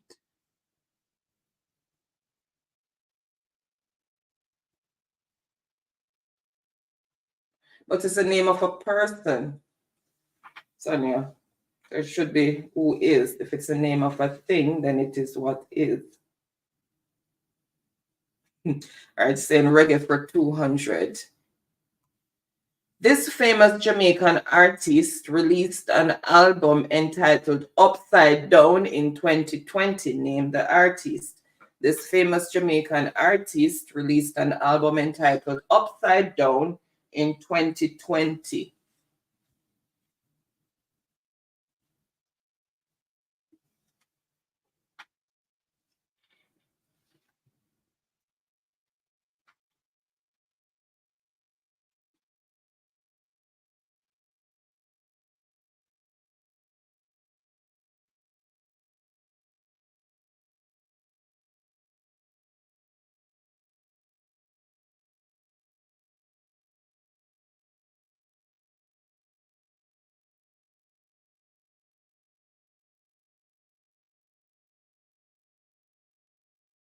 All right, I see the answer that I'm looking for, and it is Buju Banton, and that is for 200 points. So he released the album Upside Down in 2020.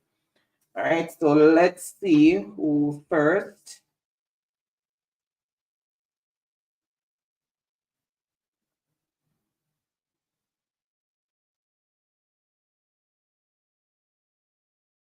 Sharon Savage. So Sharon S. Sharon? 200 points. Then there was one other person. Shandine also came in with a card. Sharon with 200 points? Sharon, 200 points. All right. All right, so Sharon, choose the next category and for how many points? Invest in solar energy more heavily since work with China. Jamaica need to start building solar farms. Yes, links. Definitely need to.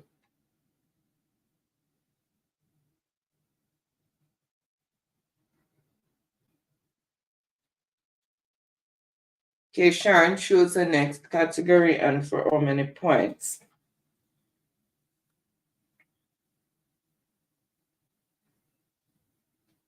Okay. All right, let's continue with brands. Oh, it's a double point answer. All right. Known as the people's favorite bakery, it is one of Jamaica's original country bakeries, founded over 75 years ago. So it was established over 75 years ago. And it's one of the people's favorite bakery. And it was one of the original bakeries, founded over 75 years ago.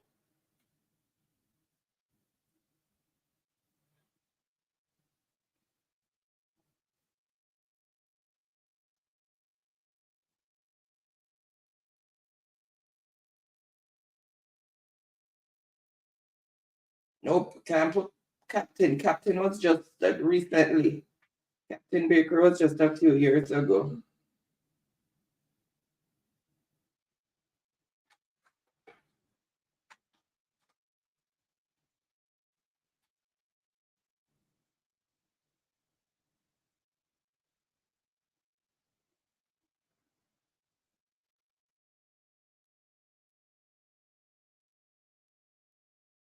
All right, I see the answer that I'm looking for, known delays, and it is what is Whitfield Bakery.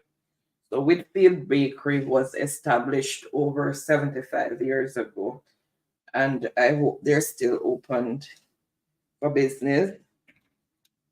But the last one I was in Jamaica, they were still putting out their buns and stuff, but it is Whitfield, and they've been around a long time.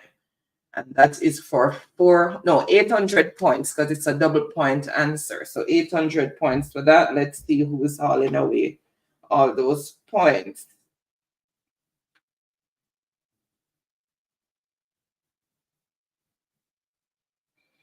All right.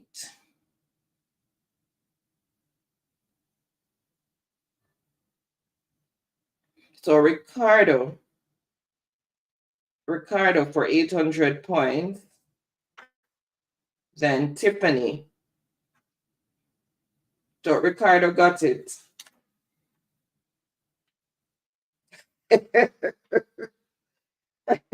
Ricardo, choose the category. So Reggae for 300. Oh, double your score? No. This genre of Jamaican music was created in the late 1960s.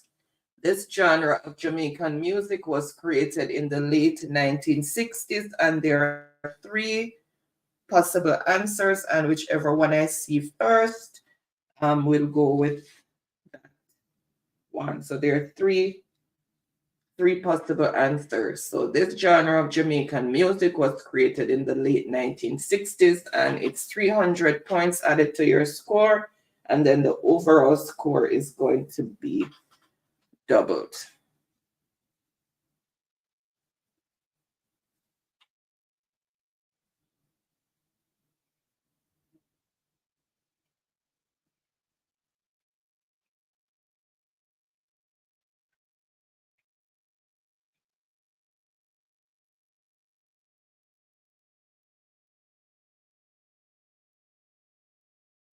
Blessed up, Don Mel. All right. I see the answer that I am looking for, and is what is ska, rocksteady, or reggae. So any of those started in the 1960s. So any of those that is there, the first one I see will get it. Will get the point. All right. Let's see.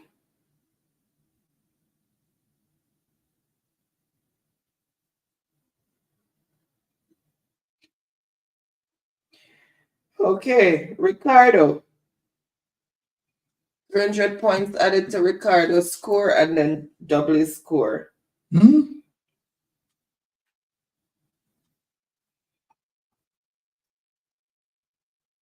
And then come back with a vengeance this week. Only come on, go on, so. So the score as it is. Sharon Savage on 200 points. Tiffany, 300 points. David, 400 points. Truck Life, 1,000 points.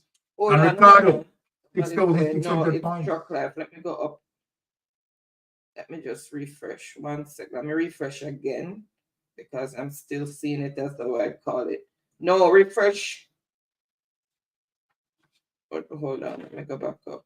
No, it's Ricardo. Ricardo is ahead of Truck Life. Ricardo, then Truck Life. Refresh the screen. And then people put reggae, ska, rock steady. So, yeah.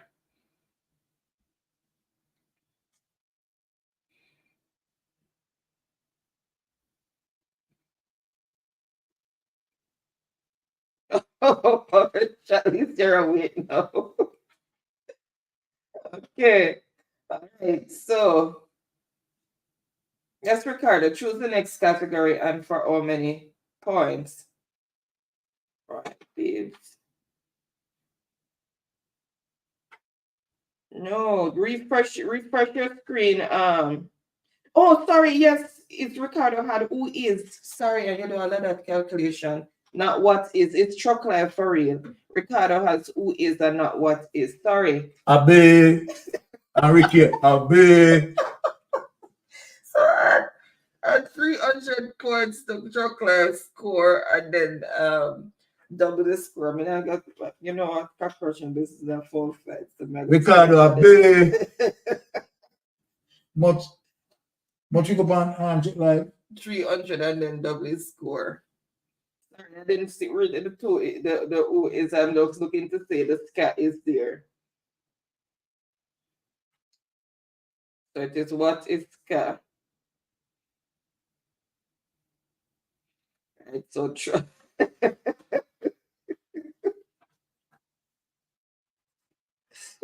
Regardless, and then me all I call crowd, you know. Oh my goodness. Sure, guys. Thanks, guys, for the correction. So, Truck Life, choose the next category and for how many points? We have 3 categories there left, and I need to give a bonus question. Let me bring up the next one now. All right, so it's doing music for 400. This reggae legend was dubbed the name Crown Prince of Reggae. Everybody run out. 2,000. This reggae legend was dubbed the name Crown Prince of Reggae. Crown Prince of Reggae.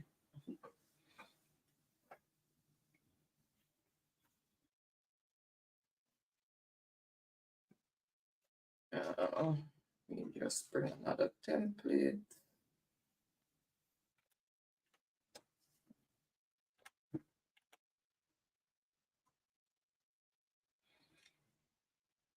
It was, I think that one was for 400 points. Just choose one at random. All right. Okay, let's see. All right, I see the answer, and it is who is Dennis Brown, was crowned Prince of Reggae, and that is for 400 points. So Dennis Brown And that one's gone already too. So let's see who first came in with the correct response. Truck Life, Dennis Brown for 400. Then Dunmel, Reggae, David, Sharon, Ricardo. So the answer came Megalian. Okay, so the score as it is: Sharon Savage on 200 points, Tiffany 300 points, David 400 points, Truck Life 3,000 points, Ricardo 3,000 points. Oh, sure.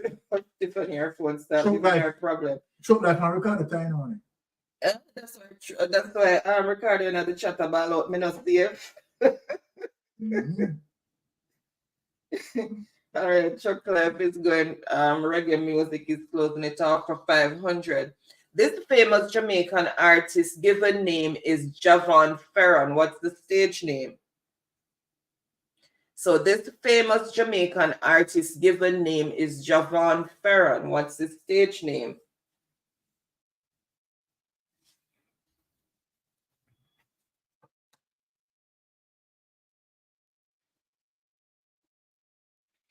Jesus, I never make people figure look for this.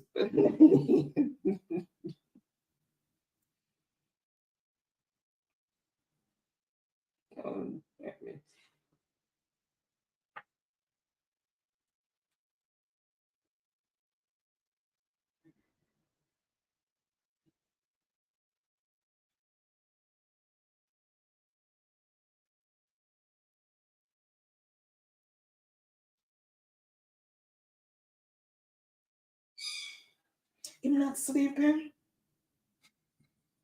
Oh, wait, they might be going to put into bed.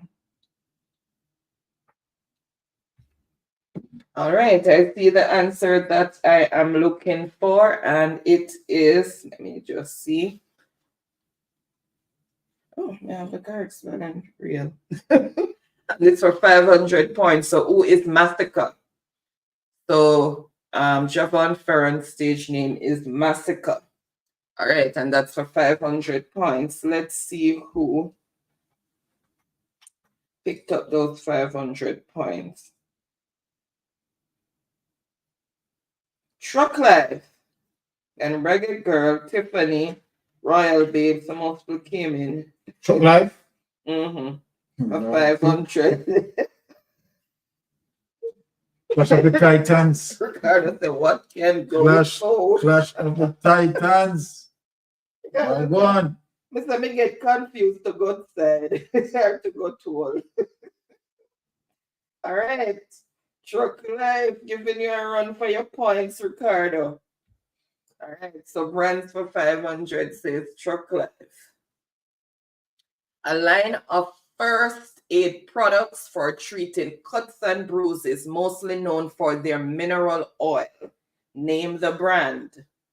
A line of first aid products for treating cuts and bruises, mostly known for their mineral oil. Name the brand.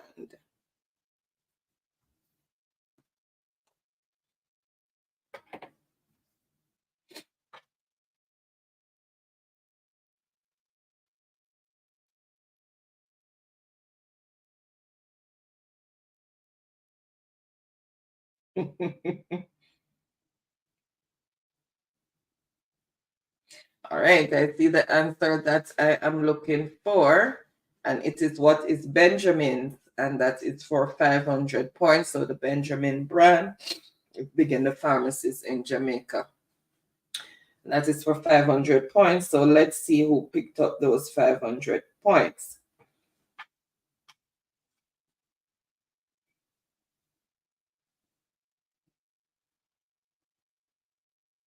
Truck Life. Truck Life comes again? Mr. Ricardo put out that alien face or a skull. Wrong one. I'm done, Ricardo done. Ricardo done. You put him out by Ricardo.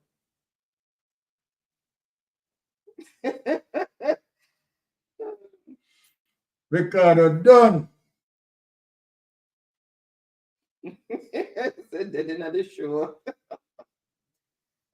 So he's saying 400. So that is food. That's the last one. Ground provision pudding. Everybody run out. Ground provision pudding. What is the pudding? Made from ground provision. What pudding is made from? Ground provision. The pudding that Damian Crawford was talking about. Mm-hmm. Where no crumbs now gonna fall off of the table for anybody to eat. Instead of come with the cake, that's the less fortunate can at least get the crumbs off of the table and make sure they come with pudding so nothing now gonna drop.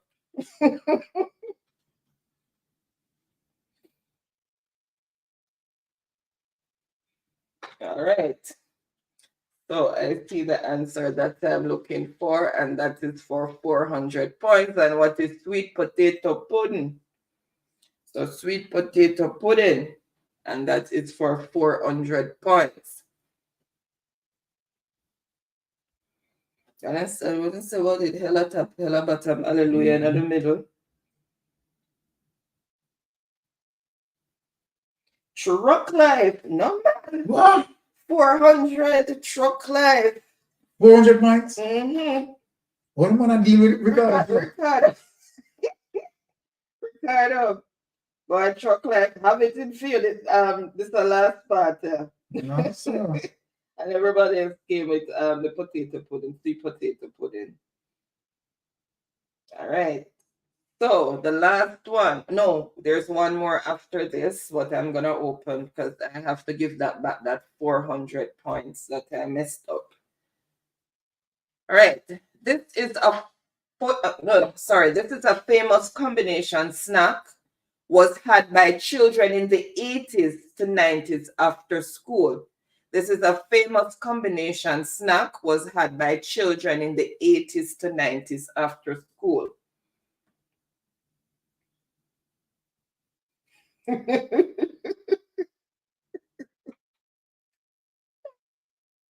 Chocolate, for which year you're born?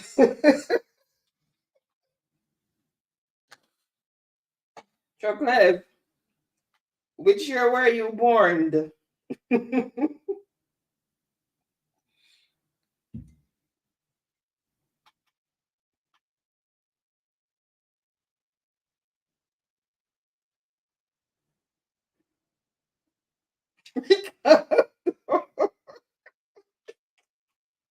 Ricardo, me can see that you still have book on your nose and you went behind the ears.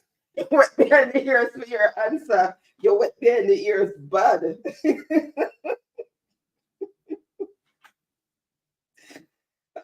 So I see the answer that I'm looking for. And pop baby can know the millennials. All right. So what is bulla and milk?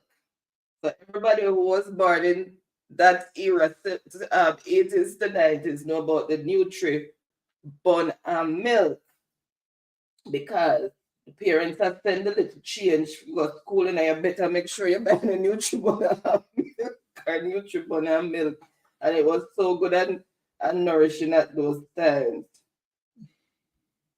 All right, and that is for 500 points.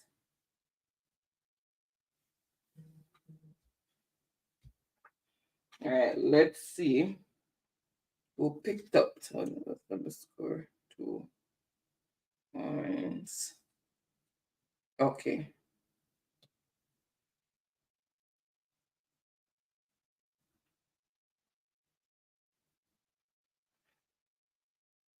All right, let's see.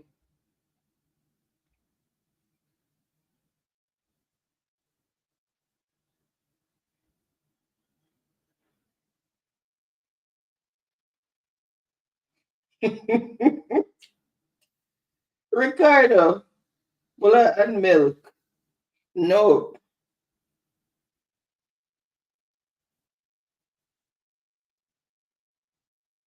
Was it Nutri-Bulla or Nutri-Bun? It wasn't bulla, it was bun. Yeah.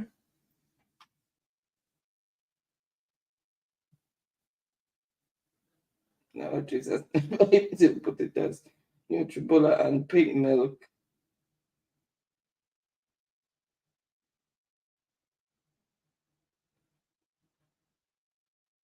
All right. Tiffany says Bulla. Well, we had the round buns in our year, so maybe they changed it when it was closer to you guys this time and put Bulla, but we used to get like round buns with milk. All right, so I'll give it to the Nutribulla. No, it's Nutribulla. Well, they said it's Bulla. So Ricardo. Okay. So Ricardo, and that is for 500 points. So Ricardo gets 500 points. Sorry, team and give me Bulla.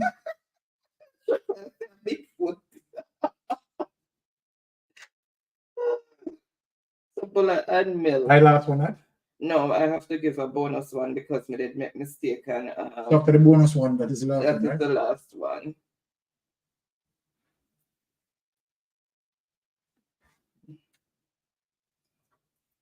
All right. Okay, so a bonus 400 points is what we let me just share the other template. Oh, stop sharing this one.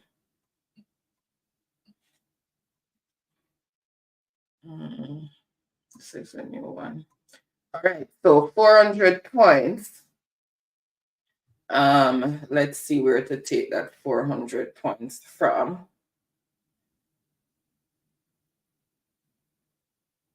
All right, so Ricardo, since you answered correctly for the last one, choose 400 points from a category there.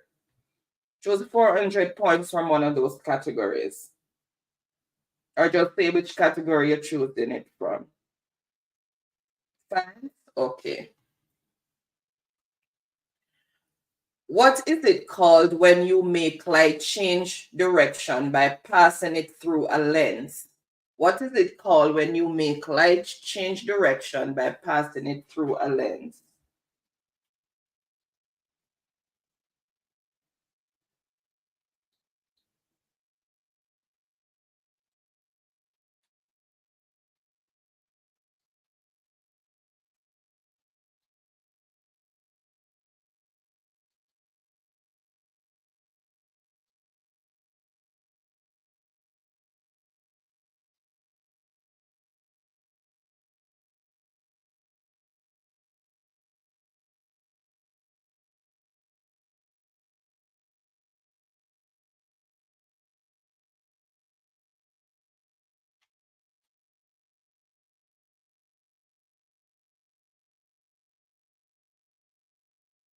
Look on the science majors. Look on the science majors. All right, remember, guys, spelling count.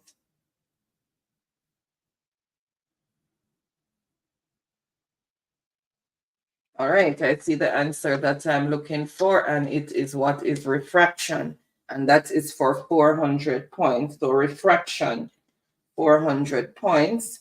So let's see who first came in with the correct response. Messed up the spelling there. Welcome, Kokishi. For answering a full sentence. Ricardo, 400 points. So Ricardo, then Chardine. That's how the answers came in. All right, so we have come to the end of Jeopardy. All right, so congratulations to all the winners. Congratulations to everyone who made the board. Remember that it's not everyone who made the board is gonna be in the winning lineup. It's the person with the most points, and then 4 runners up with. Okay, so the people who make the board tonight, right? The winners begin with Sharon Savage, 200 points. Tiffany, 300 points. David, 400 points. Ricardo, 3,900 points. And Truck Life, 4,400 points. I really enjoy this one. Yeah, David was asking if it's 400 points safe, but you just Yeah, man, David, 400 points safe. David said, but Ricky, whatever you did confident and all of it see a flop. All right. So you have Sharon, Alright. you have Sharon's average number? Yeah, unless you want to send to to a different number, but I have a number for Sharon. So congratulations to all the winners tonight. Congratulations again to everyone who made the board. Really appreciate you, Carlos and Byron. You see, you really appreciate everyone who participated. Yes, I sent it this morning, Reggae Girl. I sent it this morning.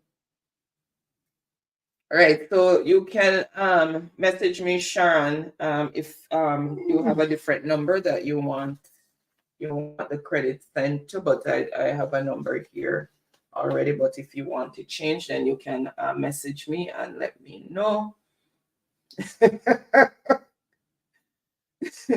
Thank you so much, Marva. You have a wonderful and blessed weekend as well.